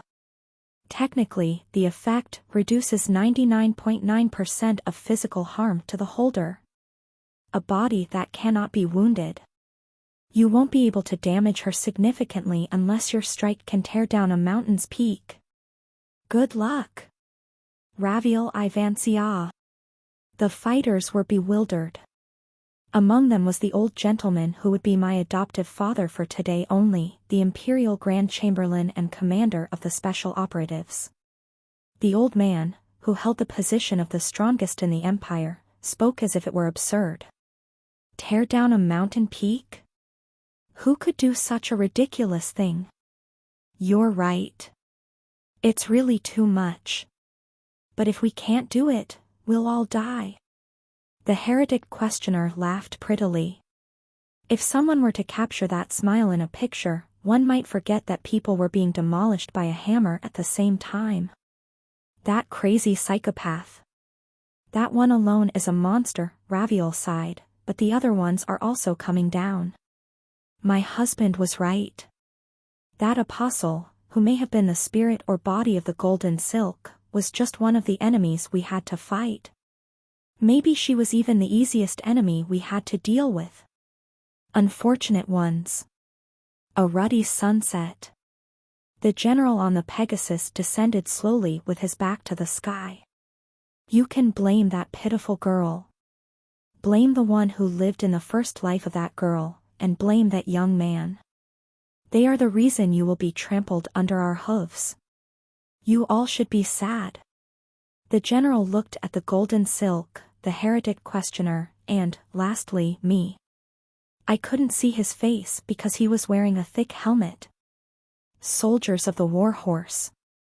The general raised his flag high. A red glow permeated from the flag. Awaken. That moment, translucent specters were summoned by the general. Dozens, hundreds, thousands. Maybe tens of thousands of ghosts. Guo. Gu, Yua. Everyone was speechless. Even when the golden silk swung her hammer and people were torn apart like paper, the wedding guests were still rattled. The fighters resisted. They attacked. However, the 10,000-strong army that appeared in the bright red sky were on a different level. Run away, someone muttered hoarsely. Run. Others echoed those words. Charge. But with just one word, the general stopped their murmurs and shouts. Guo! Kijik, Kaigik. Countless ghosts surged forth. They were wearing ancient armor like soldiers of old, but the tips of their spears were not worn. Puk. The back of a guest who had been trying to escape was pierced. Spare me. Ah! A massacre. The guests collapsed, bleeding. Their spilled blood painted the white flowers red. What was supposed to be the most glamorous wedding hall in the empire turned into the most gruesome hell. Heretic questioner. I opened my mouth. My voice was extremely cold. What is that apostle's power? I just finished the analysis. One of Mayhos's blessings, the sanctuary battlefield, is active. The heretic questioner made more hand seals and spoke. Just as the character window was visible only to me, it seemed the heretic questioner was looking at words that only he could see. The sanctuary battlefield is an area of effect blessing. It influences the whole field. The effect is amazing. It affixes the summoned being's ability to its prime. Each of those ghosts is an elite among elite soldier. They are the souls of the warriors who followed Mayhos. We don't have enough. Raviel put down her fan. The difference in our numbers is too great. Musha's apostle has the ability to never lose in a one-on-one battle, and Mayhos's apostle has an advantage in a melee. This is a dilemma. Lu. Then.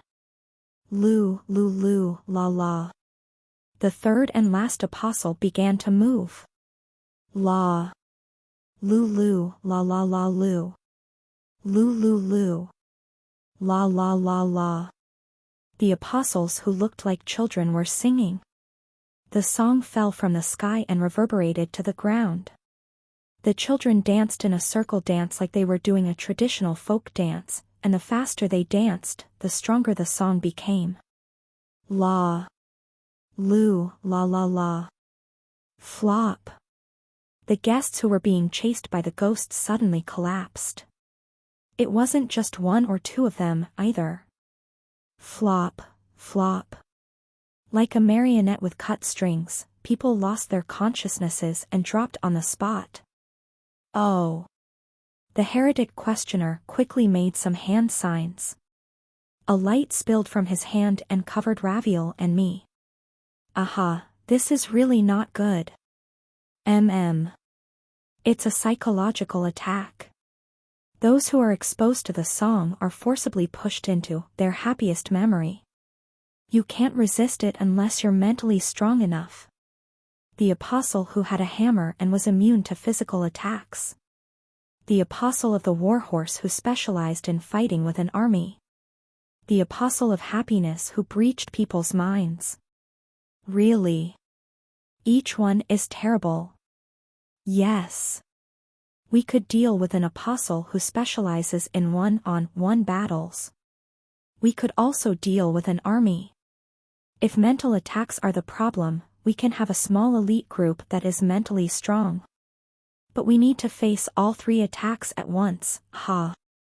It's very difficult. The heretic questioner smiled brilliantly. Death King. Yes. Can I count on you to win?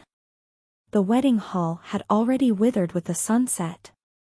In the sky, songs continued to be sung. On the ground, the dead slaughtered the living.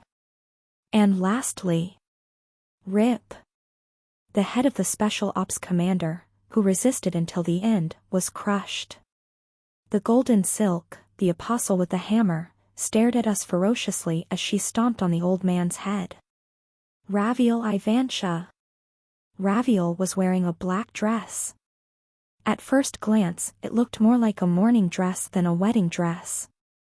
However, this was etiquette in the empire. The person who would become the master of the family after marriage would wear black. The one who wouldn't wore white. So, Raviel wore a black dress, and I wore a white tuxedo. Gongja. Raviel turned to look at me. I should have told you earlier. Yes? That tuxedo suits you very well. I smiled. The apostles of the constellations continued to invade this world. All of our guests had been annihilated. Nevertheless, at this moment, Raviel praised my wedding outfit. It meant that she would not accept this ending as the end. That was right. We would never give up on our wedding. Raviel, you're the most beautiful being in the universe. I took my bride's hand. I could feel her soft lace gloves. Boom! I heard a heavy footstep. The golden silk was probably running here. Soon, a hammer would crush us. Feeling the very core of the world shaking, I said. We made a promise that I would never kill myself without your permission. That even if I had to die, I would only accept it if I had done my best. That's right. Please give me permission to die now. Raviel smiled. Granted. One word. One word from my beloved made me invincible. Raviel Ivansia. The moment the golden silk swung her hammer, I wrapped myself around Raviel. So that I would die earlier than her, even if it was only by a millisecond. Raviel recognized my intent and quietly allowed me to hold her. We grasped our hands together tightly. Soon, a giant hammer hit me. You have died. Death that was the same as always. The trauma of the enemy who killed you is being reenacted. The same sight as always. You are regressing to 24 hours ago. But it wasn't the same regression as always. Gongja. When I opened my eyes, Raviel was there, holding my hand. We realized as soon as our eyes met that we didn't have to explain what had happened. That we were sharing the same time. And just like the moment before our deaths, we were still holding hands. She and I were no longer solitary, lonely regressors. Let's make a plan. Because we were two, we were invincible. Chapter 115. Black Wedding. 1. Oh, God. Help me. A girl prayed, and her wish came true. And, oh, God. Help us. The boy who had stood by the girl as her childhood friend and butler prayed, and his wish also came true. First, we have to rearrange the layout of the wedding hall, Raviel murmured quietly. Now that we know where the apostles will appear, we can focus on the special operatives and the warriors there. I realized this while preparing for the wedding, but the bride and groom held enormous power. We could seat our wedding guests wherever we want. If we wanted to, we could have nobles who hated each other sit at the same table.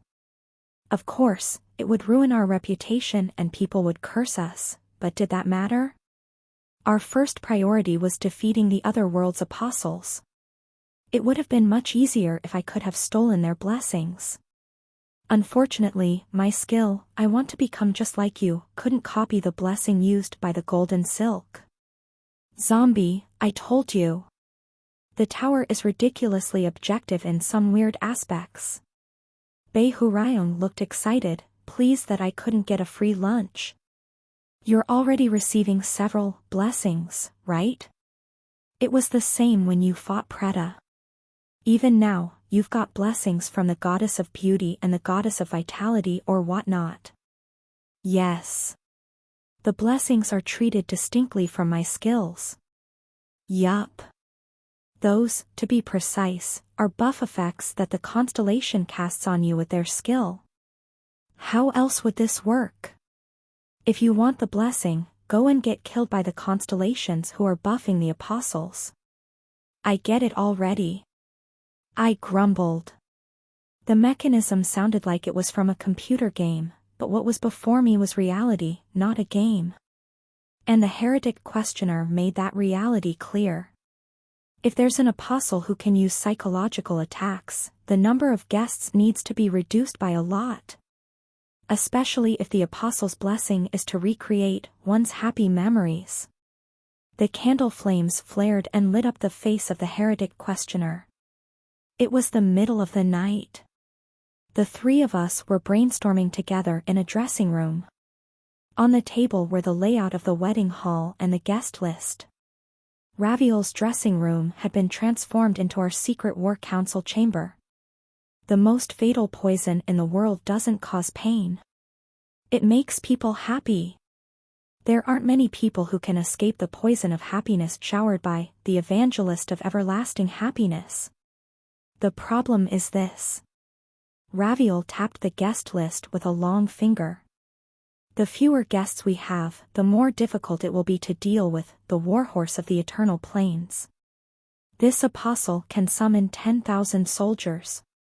If you increase the guest list, we'll suffer from psychological attacks, but if we reduce the list, we'll be crushed by the gap in numbers. That's true. It's complicated. The two were locked in troubled thoughts. The candles burned. Please leave it to me. I opened my mouth. The two of them looked at me. Do you have a good idea, Death King? Yes. I nodded. Then, I explained my strategy. As I continued to speak, Raviel and the heretic questioner's complexions gradually changed. Indeed. Raviel looked at me in wonder. My wife is well connected. If we act as you say, there won't be any problems. Just as I didn't need to exaggerate my admiration for her, Raviel did not hold back in praising me. I felt a little embarrassed. But, there is a condition. What is it? Please allow me to wear black as well, Raviel. Raviel closed her lips. In the Empire, only the future head of the family could wear a black outfit on their wedding day. It wasn't a color I could wear as the Duke consort. However, I had to wear black. It's not because I want to be the master of the duchy. Just. No. You don't need to make excuses. I know from a previous life that you aren't someone who lusts for power. Raviel shook her head. I only hesitated because of the customs of the Empire. But I won't ignore my wife's wishes because of some traditions. I'll prepare your clothes. Thank you. The three of us made eye contact and nodded. It was just a coincidence, but the moment we moved our heads, the candle on the table flickered. We'd finished all of our preparations. The evening approached. The empire's top nobles began to enter the wedding hall. The wedding was announced and prepared in a month. It was happening extremely quickly, but no aristocrat had the guts to refuse an invitation to an Ivantia's wedding. No matter how much they cursed Raviel internally, they had to smile on the outside. Authority was a powerful gangster. The layout of the hall is strange. Even the cowed nobles had to tilt their heads when they entered the wedding hall. They could understand why the ceremony was being held outdoors and not inside a church. It would be difficult for a union between a noble and a commoner to be blessed. However, why are the fighters grouped in one spot? The Grand Chamberlain, my adoptive father, entered the groom's dressing room. Furthermore, this arrangement. Excuse me, but it looks like you're expecting a battle. People who can fight are in the front, and ordinary nobles are in the back. I don't know what you mean, I replied naturally, surrounded and dressed by the attendants. The old gentleman's smile was swept away. It seems that you've cast the dregs who will be bothersome in battle in the rear and placed the useful ones up front. Please excuse my disrespect. My husband must have a reason for everything.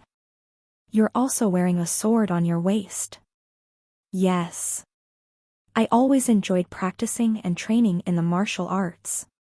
Should the person who will become the moon of Ivantia seem weak? And there might be a riot at the wedding. I have to be prepared. Indeed. You need to be prepared for the unexpected. The old gentleman smiled bitterly. I understand. Then, I shall tell my colleagues to be prepared for an unknown situation, just in case. Right. This is probably why Her Excellency chose me as her wife's adoptive father. The old man bid me farewell and left the dressing room. He was probably going to go tell his followers and the special operatives to prepare for battle. This, too, was our desired response. The more people who can stay calm when something unexpected happens, the better. Raviel was already mobilizing people behind the scenes. The riffraff who are dissatisfied with this union will launch a terrorist attack. Fake rumors like those were being disseminated. No one would believe it, but aristocrats were very mental beings. Just planting the idea of being alert would have a strong effect. Kaya. The effects were shown sooner than I expected. They've come. I dismissed the attendants and hurried out of the dressing room. Simultaneously, voices that probably only the heretic questioner and I could hear in the world reverberated. The apostle of the ox that harvests ruins has manifested. The apostle of the warhorse of the eternal plains has manifested. The apostle of the evangelist of everlasting happiness has manifested. The same sunset I saw the previous day materialized. The sky cracked like a window, and 3 apostles appeared through the rift. My God! Good Lord, what is? The guests staggered to their feet. Like last time, they were shocked, but a closer look revealed that their postures had changed. The warriors instinctively huddled and grabbed the hilts of their swords, and the nobles who did not know how to fight glanced around, looking for a path of escape. And heretic questioner.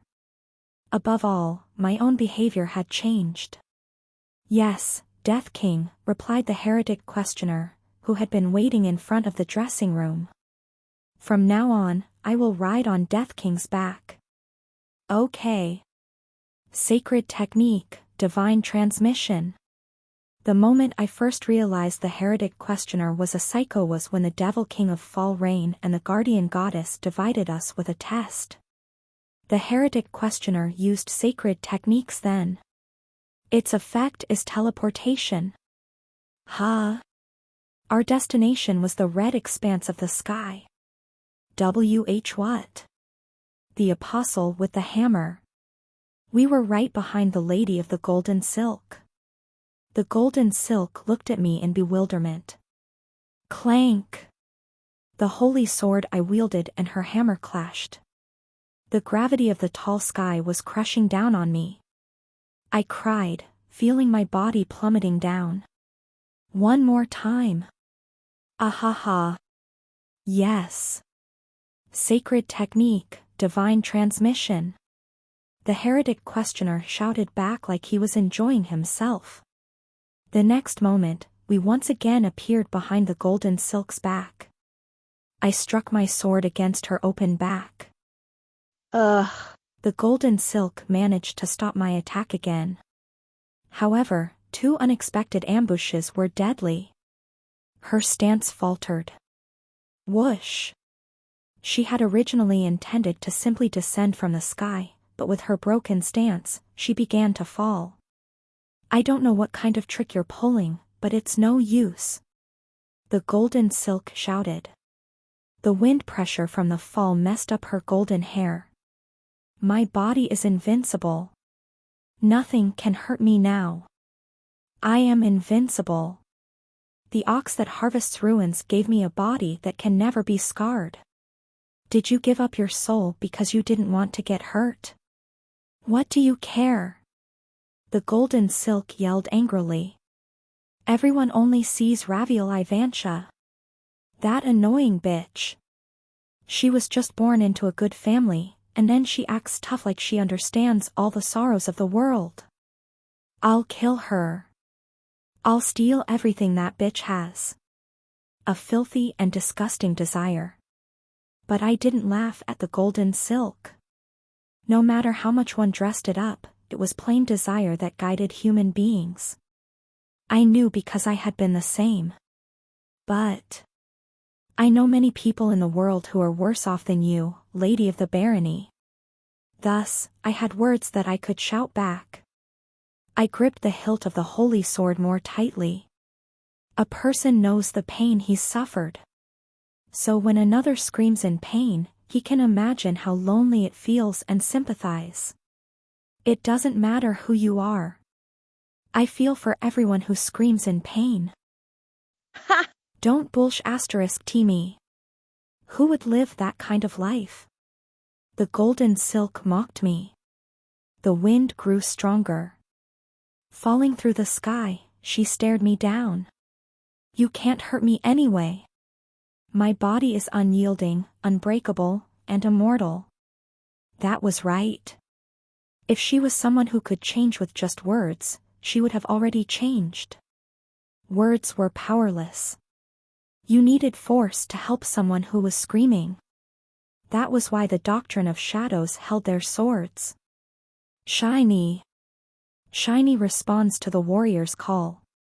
Change from the idle sword to the compassion sword. As soon as I gave the order. Yes, warrior. Black energy flowed from the holy sword. Gulp. The holy blade was soon contaminated with blackness that was like dirty water. My opponent's abilities were powerful but simple. She bears one of Musha's blessings, the invulnerable body. She cannot be wounded. But I had a way to break her. My ability is pain. The sword that I got in Master's world. The one who is cut by me feels pain. But I do not leave a scar on their body nor kill them. Suffering without injury is my ability. The second ability of the guardian goddess. It was compassion. Sylvia Evanale. I cried out the real name of the golden silk and swung the sword. I will kill you. Ha! The golden silk scoffed. She seemed to have no intention to avoid my blow. Her face was daring me to stab her somewhere. She had confidence in the blessing she had received. This absolute confidence was holding her up. If you want to kill me, try. The golden silk couldn't finish her sentence. Instead, she began to scream. Ah! The tip of my sword pierced through her heart. It left no scars. The blade simply went through the golden silk's chest as if there was nothing there. There was no blood. KKGH.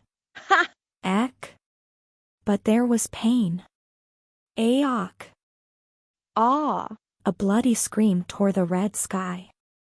Falling like a shooting star, the golden silk cried in pain. Her voice spread past the wind and into the sunset. Heretic questioner. We were falling from the sky. The ground was rapidly approaching. I stabbed the golden silk's heart one more time. And just before we fell to the ground. Now. Sacred technique, divine transmission. The heretic questioner yelled like he had been waiting. He repeated the sacred technique several times. Pop. Pop. With each teleportation, the speed of our fall gradually decreased. Finally, we landed safely on the ground. We escaped from crashing. However, the golden silk could not escape. Boom! The ground shook as if a small meteorite had crashed. Dust rose up. Unlike last time, the golden silk's descent became a plunge. Nobody had been hurt by her hammer. Hick, hike, kook. This, ah. There was only an apostle who convulsed in pain from a pierced heart. I fixed my grip on the sword. Does it hurt? Then, I slowly walked to the golden silk. I guess it must. Hearing my footsteps, the golden silk flinched. Sobbing and groaning, the golden silk shakingly stood up. Help! The golden silk didn't hear me. She only begged for rescue. Toward the evening sky. Toward the puppets of the other constellations. We had an agreement. It was a contract. Musha won't forgive you if you just watch. Your constellation will be unhappy, too. The general on the Pegasus opened his mouth. That's strange. A constellation? No, it's not. Is it a fragment of a constellation? I can't guess where you found such an artifact, but... The general slowly raised his flag. It doesn't change that you are a disturbance I must subdue. Soldiers of the war horse. Awaken. Then, the summons made themselves known. Guau! Hundreds and thousands of ghosts appeared. In the light of the red sunset, the ghosts looked like murderers covered in blood. Shocked screams erupted throughout the wedding venue. The other's ability was prodigious. The sanctuary battlefield is an area of effect blessing. It influences the whole field. The effect is amazing. It affixes the summoned being's ability to its prime. Each of those ghosts is an elite among elite soldier. They are the souls of the warriors who followed Mayhos. But I had a way to defeat it. Gongja, said Raviel, coming up behind me. When I looked back, Raviel was holding something in her hands. Wear this. It was a black cape. Raviel put the cape around me like a scarf. Soon, my white tuxedo was hidden under the black cape. And on the black expanse, the Ivantia coat of arms was embroidered with silver thread. Meanwhile, the ghostly army drew nearer and nearer. Duchess Ivantia. The wedding guests who doubled as warriors looked at Raviel in confusion. Compared to last time, they were better equipped and protected, but the march of the ghosts was horrifying. What should we do? Give us an order. Shut up for now. Raviel responded to them briefly and finished equipping me with the cape. Her attitude showed that she wasn't worried about the ghostly legion. She looked at my outfit and nodded. The cape also suits you well. Thank you for granting my request. Still, I have to do this. I understand. Finish it the way you want. I will. I smiled and turned around. A huge number of ghosts were running at us. The sanctuary battlefield is an area of effect blessing. It affixes the summoned being's abilities to its prime. It influences the whole field. I slowly lifted the black sword. Then, I spoke. 100 Ghosts Reincarnation. The shadow under my feet spread like twilight. Your skill is being activated. Evening. The sky was red from the sunset, and the horizon was darkened by shadows. What? The general who spearheaded the charge on his Pegasus stopped. The ghosts following him also stopped. The attack that had so confidently tried to overwhelm us was blocked by a shadow that buried the ground. My lord. One of the shadows opened her mouth. Did you call me? Preta knelt on one knee. Her appearance was different from usual. She wasn't in the delicate form of Estelle. A dark red substance endlessly oozed from Preta's body. This form was that of the Devil King of Fall Rain, whom I had once fought. It affixes the summoned being's abilities to its prime. It wasn't just Preta. Behind her stood warriors in dark robes. Each had a different face, origin, and life, but they were united under the color black. We greet the infernal heavens, young master. They were those who proved my life. In the black cloak, I said, please fight for me. The cult members who followed the doctrine of shadows bowed at once. We accept young master's orders. The moment had come to start the war. Chapter 116. Black Wedding. 2. Shadows coated the ground. Each shadow wore a fluttering black robe. The shadows weren't surprised at all by the army of phantoms that stood a distance away. After all, they had lived in a world overrun by juncture and experienced death. It was impossible for them to fear ghosts. You look very fine today, young master, the flame ghost demon said in a carefree tone. He was the first ranked of the demonic sect's 4 demon lords, a cultist who competed against the Shaolin Temple's chief monk in the great battle of good and evil. You've even put powder on your face. Just like a groom-to-be. I nodded. That's right. I'm getting married. What? 1,000 cult members turned their heads in unison. They were martial artists who had regained the abilities of their prime. Everyone must have been listening to me by augmenting their hearing with their internal energy. So that they could all hear me, I enunciated my words. I am getting married today. Silence fell. The cult members looked at each other. Then they looked back at me. They were trying to poke and see if I was serious or just joking. I responded to their query with a simple nod. Why, young master is, the flame ghost demon opened his mouth. Young master is going to wed. The demonic cultists freaked. Our young master is tying the knot. The greatest follower of the demonic path is getting married. It's not just an engagement. It's an actual marriage. The cult members forgot about the ghost legion in front of them and began to rampage. They howled and roared.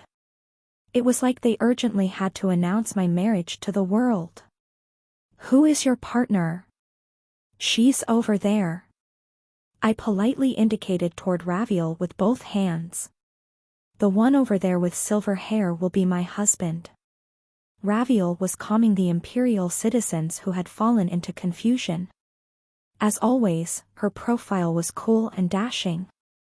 The jaws of the cult members who followed my hand gesture and turned their heads fell to the ground. She's beautiful. Lovely indeed. Our young master has good tastes. Young master. What level of internal energy has Madame achieved? Someone asked about her skill in martial arts, thinking she might not be strong. My husband doesn't know martial arts. The cult members' eyes opened wide. Whispers of discontent quickly spread through the hall. The cultists' eyes rebelled, unable to accept this marriage. But, she's the person who will accompany you in the demonic path. Isn't it kind of, if she doesn't know any martial arts? Authority always comes from physical strength. The blood guard cannot accept this union.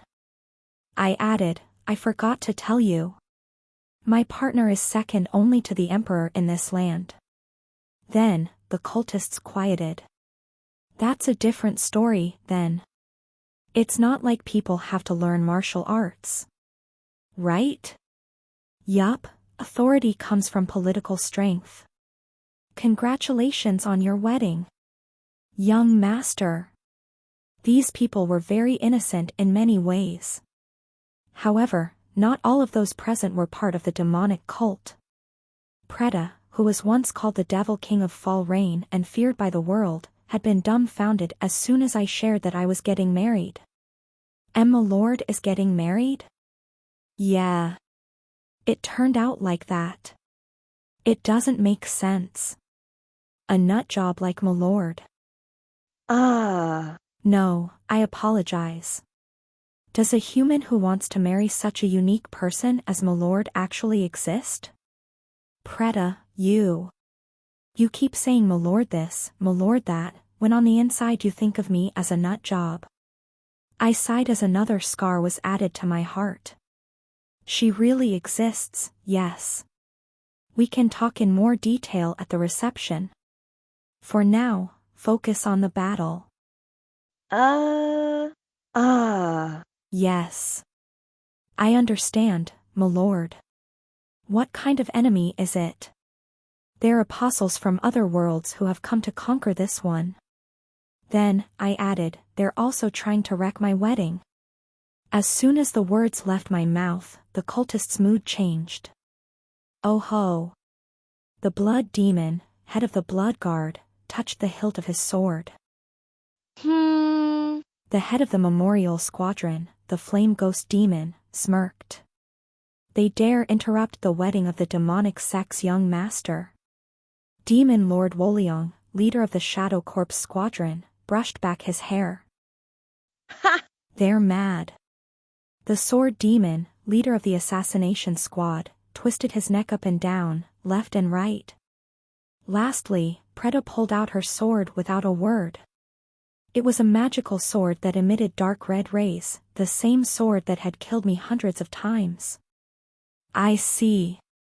I understand now. I thought that my lord underwent another awakening that helped us gain the strength we had in our lives. But that's not it. It's a constellation's blessing. Those men are the pawns of a constellation. That's right. May I ask what constellations these children are mooching off of? Mayhos. Also known as the warhorse of the eternal plains. The tip of Preta's mouth twisted. They're idiots who only know how to fight. Her derision was reminiscent of the arrogance she had before she fell to me. The enemy numbered 10,000. We were only 1,000. However, the cult members chatted and readied their blades, and Preta slowly raised her sword. Our side had the advantage, nobody thought otherwise.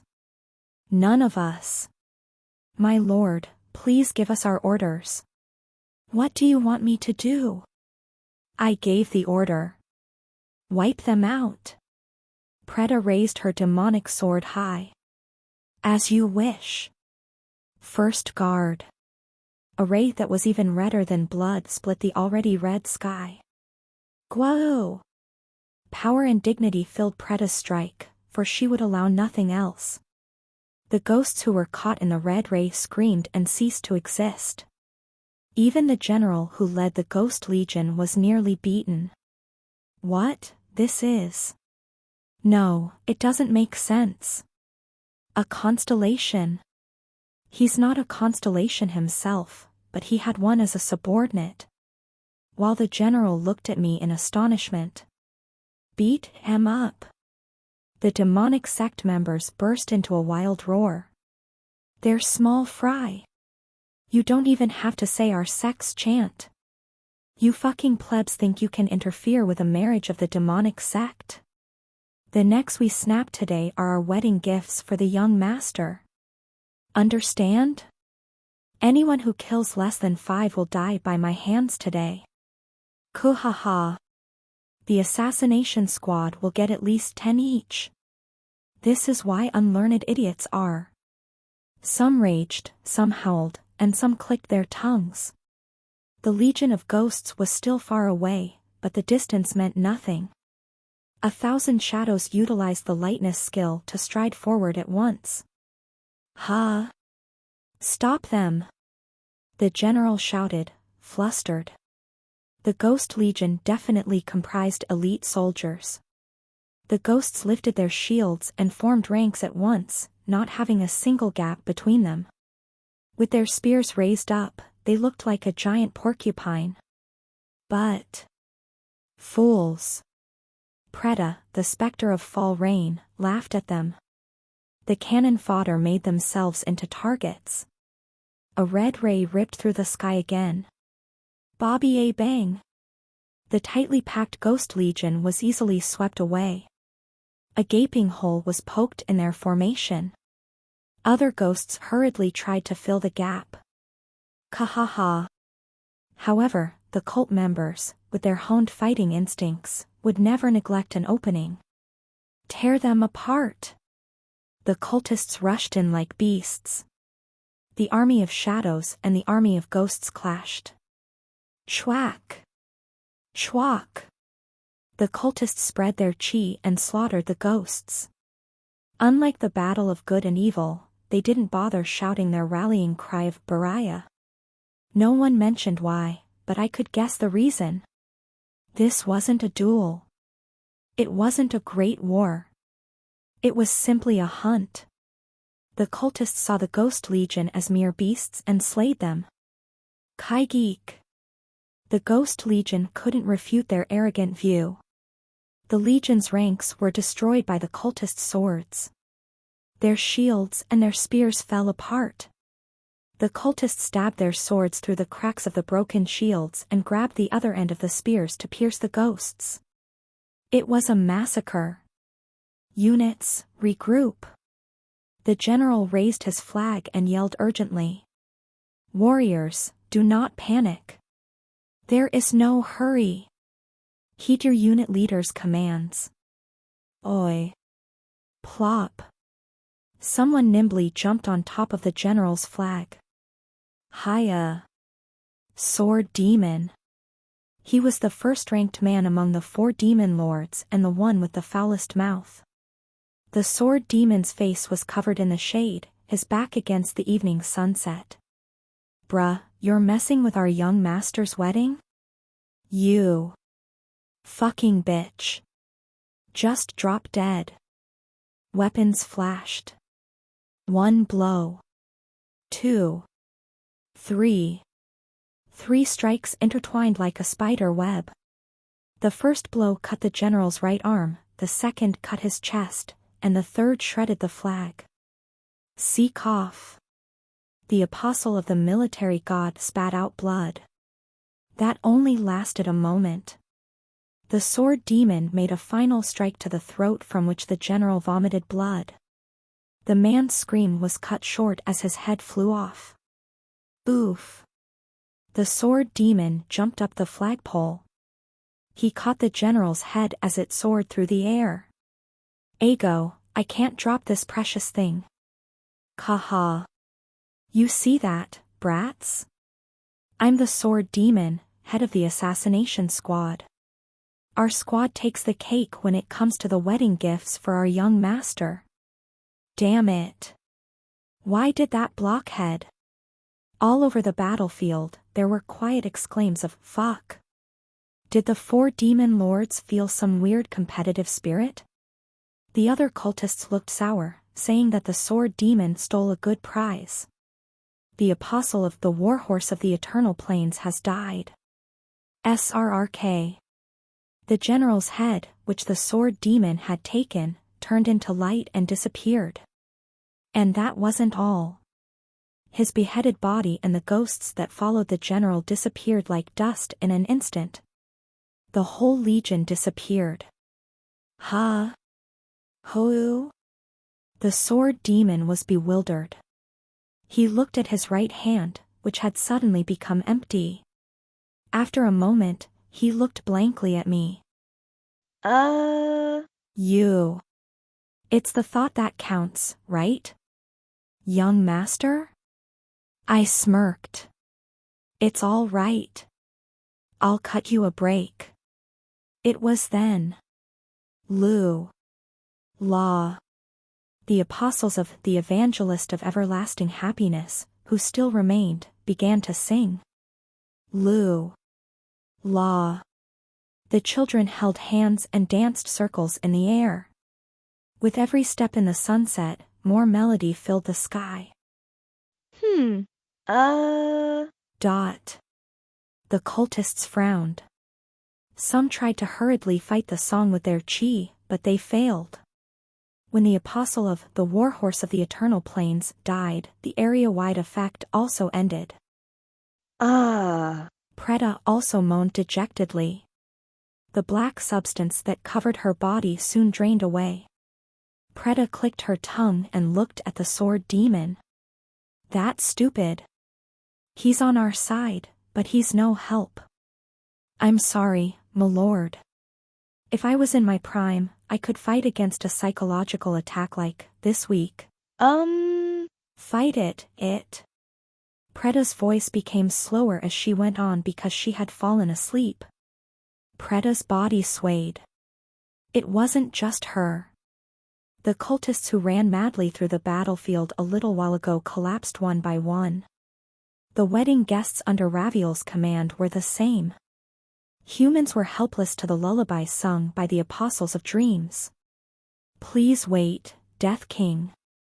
The heretic questioner made some hand signs. I'll create a field of immunity. No need. I caught the heretic questioner's hands to stop him. The heretic questioner tilted his head. Death King? If we stay like this, even we'll fall to the apostles' song. Maybe so. But if I'm right, Raviel, you and I will be fine. Though, I don't know about the others. The heretic questioner smiled and dropped his hands. Got it. If Death King says so, you must have a reason. The sunset reached its apex. Lulu.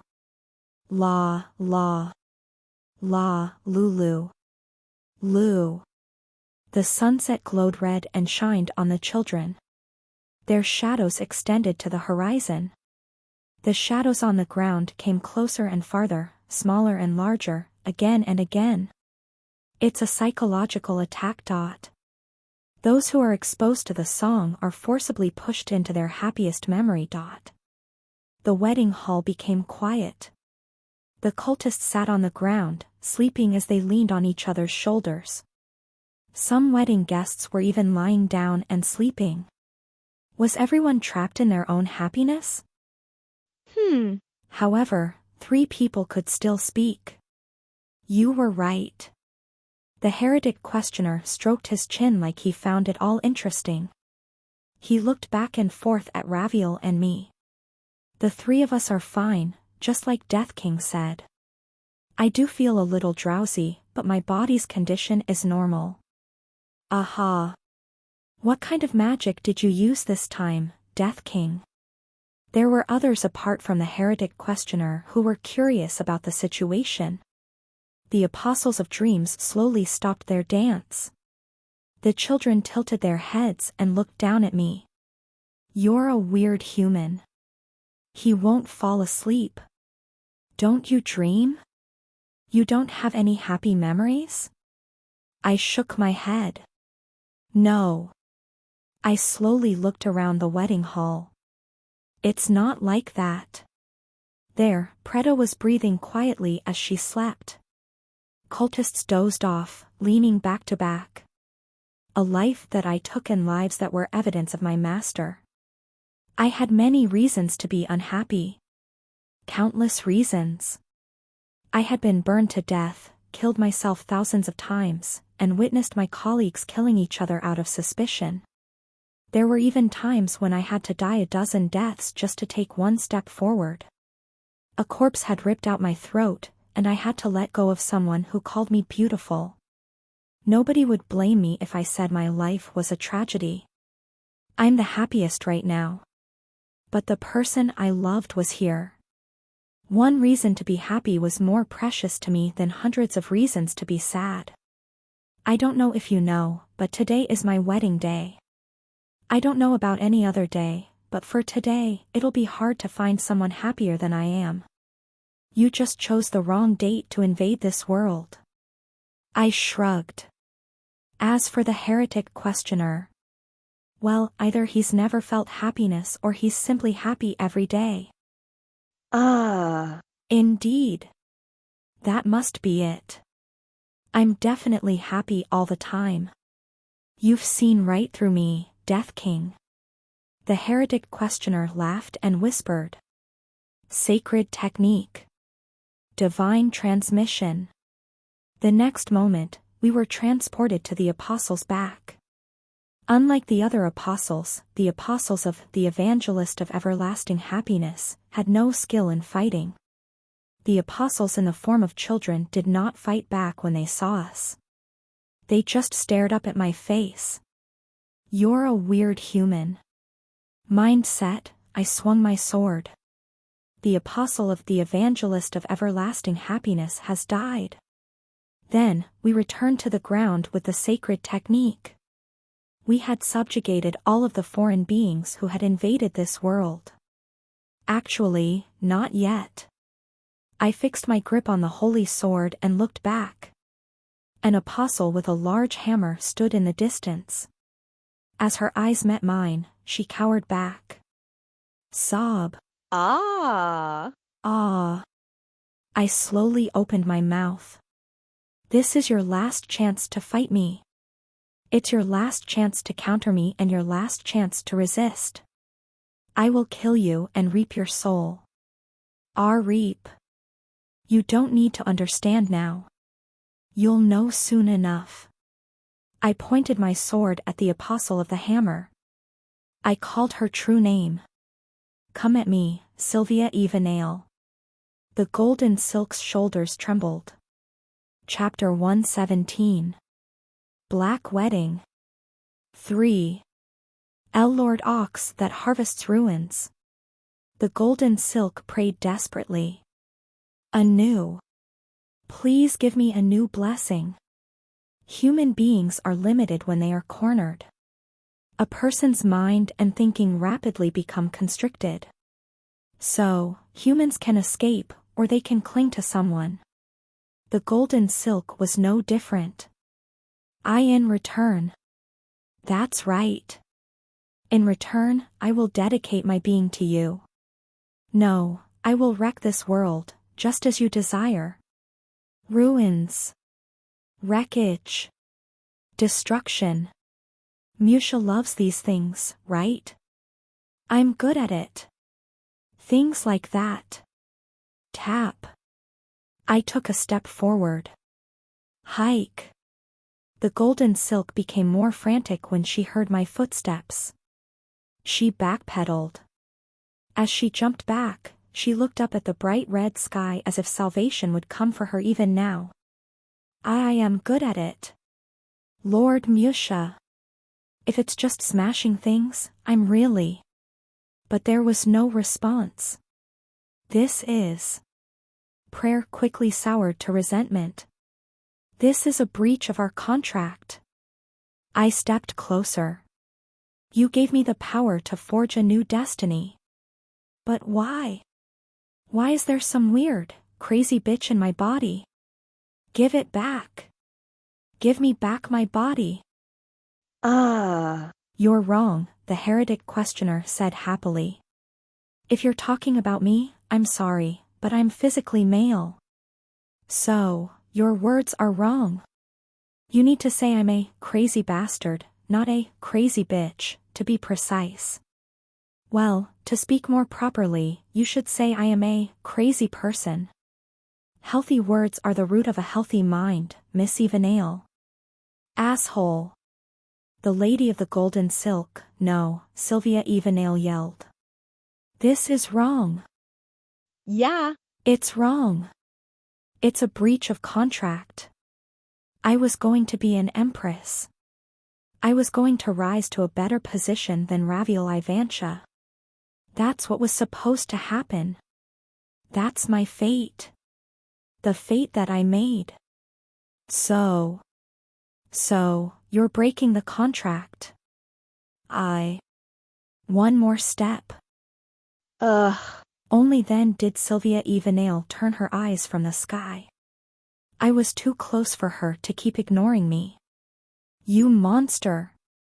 Sylvia Evenale swung her hammer. Clank!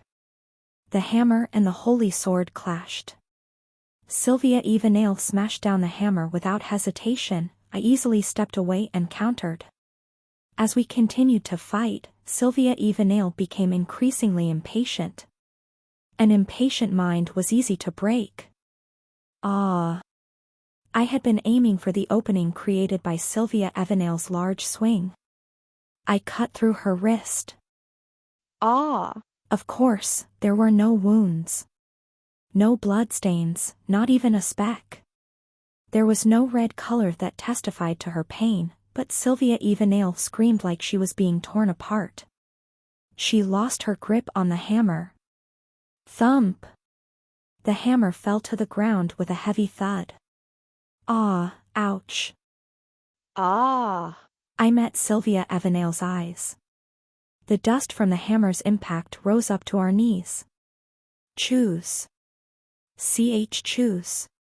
You've already lost your place in this world. Even if you run away like this, you're no longer the Lady of the Golden Silk. You're nothing more than a constellation's apostle. I'll give you an opportunity. Sylvia Evenale held her wrist and glared at me. If you want to remain as a servant of the constellation, do whatever you want. Run away. I'll let you go. But if you have any lingering attachments to this world, if you want to stay here and do something else, give up your constellation's blessing. Why would I? And die by my sword. I pointed my sword at her. You must have seen the battle just now. I can summon those who die by my hand with all their memories from life. Sylvia Evenale. If you surrender, I will summon you in this world so you can once again live as the Lady of the Golden Silk. Of course, your life won't be the same as before. Any acts against my lover, ClassRevivalHunter, are forbidden. But that's all. The rest, you can do as you wish. You can choose to marry the prince and live as you please. Why? Because you need to live again. The sky was now mixing purple into the red. In the Empire, weddings lasted from the moment the sky turned orange to the moment the sun disappeared. I guess that we had less than 30 minutes left. How can I trust you? What if you treat me like a slave after summoning me? I won't be able to rebel or resist. Think about it. I looked at Sylvia Evenale. Why were the bodies of you and your butler chosen to be possessed? You gave everything to a constellation to make your wish come true. Your memory, your body, everything was given to your constellation. That's why there was a gap in this world where your place should have been. Anybody could have taken her place. That was probably how the corner librarian had the heretic questioner and me possess these bodies. It's understandable why your spot was left empty. However, have you ever thought about why your butler's space was, too? Sylvia Evenale raised her eyes sharply. I don't know the details, but I became the butler once. I was completely immersed in his life. What I realized then was that this man was purely and ardently devoted to you, Sylvia Evenale. With that, I could infer what had happened. I guarantee that you would never have been happy, even if you were the Empress. What? You said so earlier.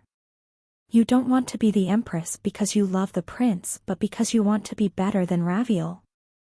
Do you think your life would go smoothly if you became the Empress that way? I shook my head. You're quite capable but not as much as Raviel. Your family doesn't have the power and dignity of the Ivanchas. You don't have Raviel's ability to lead and command a crowd. After you become Empress, people will never stop comparing you to Raviel and putting you down. For the rest of your life. Let's say this. Say that there was a butler. The butler watched his master suffer for her entire life. The butler I know is a man who is willing to give up everything to save you. The butler would have thought. The lady of the golden silk would have been happy if only she hadn't been the Empress. This is what I believe. My butler regressed? No. The butler wasn't a regressor. You made a wish for yourself. But that wasn't what the butler did. He made a wish for your sake. He didn't want to redo his life. He only wanted you to go back. What do you mean? Do you remember your butler's name? Huh? Sylvia Evenale frowned. Of course. My butler's name is. However. Huh? Sylvia Evenale couldn't say his name. Her eyebrows furrowed even more. After a while, her frown dropped a bit. Sylvia Evenale's gaze drifted into the air, flustered. Wait. This can't be. I calmly watched Sylvia Evenale. That was right. In this world, the butler had never been called by name. Not even Sylvia Evenale called him by his name. He was her one and only butler and childhood friend, but she only called him butler. There was no need to call him that when they were alone in her quarters. Butler. Raviel Ivancha also never called the butler by name. All the information in the Empire was within her grasp, so she couldn't be unaware of someone so close to the Lady of the Golden Silk. Butler. The one whom I possessed. The barony's servant had his name erased from this world. Because he really dedicated everything to a constellation. I also didn't know his name, despite becoming completely immersed in his role. I couldn't remember or recall it at all. Sylvia Evenale's expression crumbled. Then, what? Just like a sturdy tower crumbling from the top. Are you saying that the butler is gone? Yes. Most likely. This world had regressed 3 times. First, Sylvia Evenale wished to a constellation to return to her past. The constellation who granted her wish was the ox that harvests ruins. The constellation who governed destruction and recreation granted Sylvia Evenale another life. Sylvia Evenale beat Raviel in becoming the Empress. Then, the butler made a wish to another constellation. The constellation who granted his wish. I'm not sure who it was. The butler devoted all of himself to the golden silk, and as a result, the world returned to its former state, to the time before the Lady of the Golden Silk married the Crown Prince. To the past when nothing had been decided yet. Finally, Raviel caused a regression.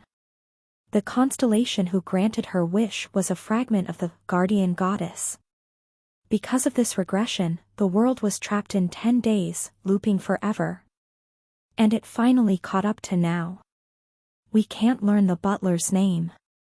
Ever. What was the butler thinking as he served you his whole life? What was he thinking when he prayed for you to return, sacrificing his everything? We can never know. Because he's gone. But the butler would have wanted you to live a different life. And that was why. I want to grant the butler's wish. Sylvia Evenale. In a time you don't know, someone whose name you don't know sacrificed himself for you. He loved you more than anyone and wanted to stay with you more than anyone, but he gave up everything. That was the way in which a nameless butler loved her. Live again. It wasn't too late yet. Live again like he wanted you to. Sylvia Evenale said nothing. Her hands trembled. She opened her mouth and closed it again, not saying a word. Her vocal cords were shaking. There, a life was twitching. A cursed life. How cruel was it that nonetheless, someone still wanted her to live? Sylvia Evenale slowly lowered her head. She no longer had the strength to face forward. Slowly, light began to escape from her whole body. She was renouncing the constellation's blessing. All right. I lifted my sword high. I cleared off the sword of compassion and called forth the sword of idols again. The scorching red sunset. The shadow of my sword on the ground was long. The shadow sword swung. The apostle of the ox that harvests ruins has died. The sun went down. All of the other world's apostles had been subjugated. The beings that threatened this world disappeared. Stage cleared. A voice rang out, announcing the news. It was likely that in this place, only the heretic questioner and I could hear it. Today, the 25th floor stage has been cleared. It was the voice of the tower, announcing to everyone again. Today, the 25th floor stage has been cleared. Calculating challengers. Calculation complete. The 3 challengers are being announced. People started to open their eyes. Preta. The demonic cult members. The wedding guests. One by one, the people who had been caught in a dream by the apostle's song woke up. Ah! What the hell? Words floated above them all. Plus. Level of contribution rank. Rank 1. Death King. Rank 2. Heretic Questioner. Rank 3. Not applicable. Plus. I looked at the text silently. 2 people had entered this stage. The corner librarian had only sent in the heretic questioner and me. However, the tower stated that there had been 3 challengers. N/A. The name of the 3rd challenger, who shouldn't have existed, did not appear. I stared up into the sky for a while. Raviel came to my side and held my hand. Our shoulders leaned against each other. Then, Raviel slowly looked around at our guests. My wife will be the Duke Consort of Ivantia. The guests who just woke up from their dreams blankly looked at Raviel and me. Is there anyone who is against this marriage? No one could open their mouths. Some may have been unhappy with it. Surely, there were people who wanted to object. But that possibility was left in the past. The existence of alien worlds itself was awe-inspiring, and the guests had witnessed me defeating these alien beings. The guests silently submitted to Raviel's words. Good. The person who had aimed for that and set today as our wedding day. Raviel, my bride, nodded deeply. I pronounce my marriage to this man complete.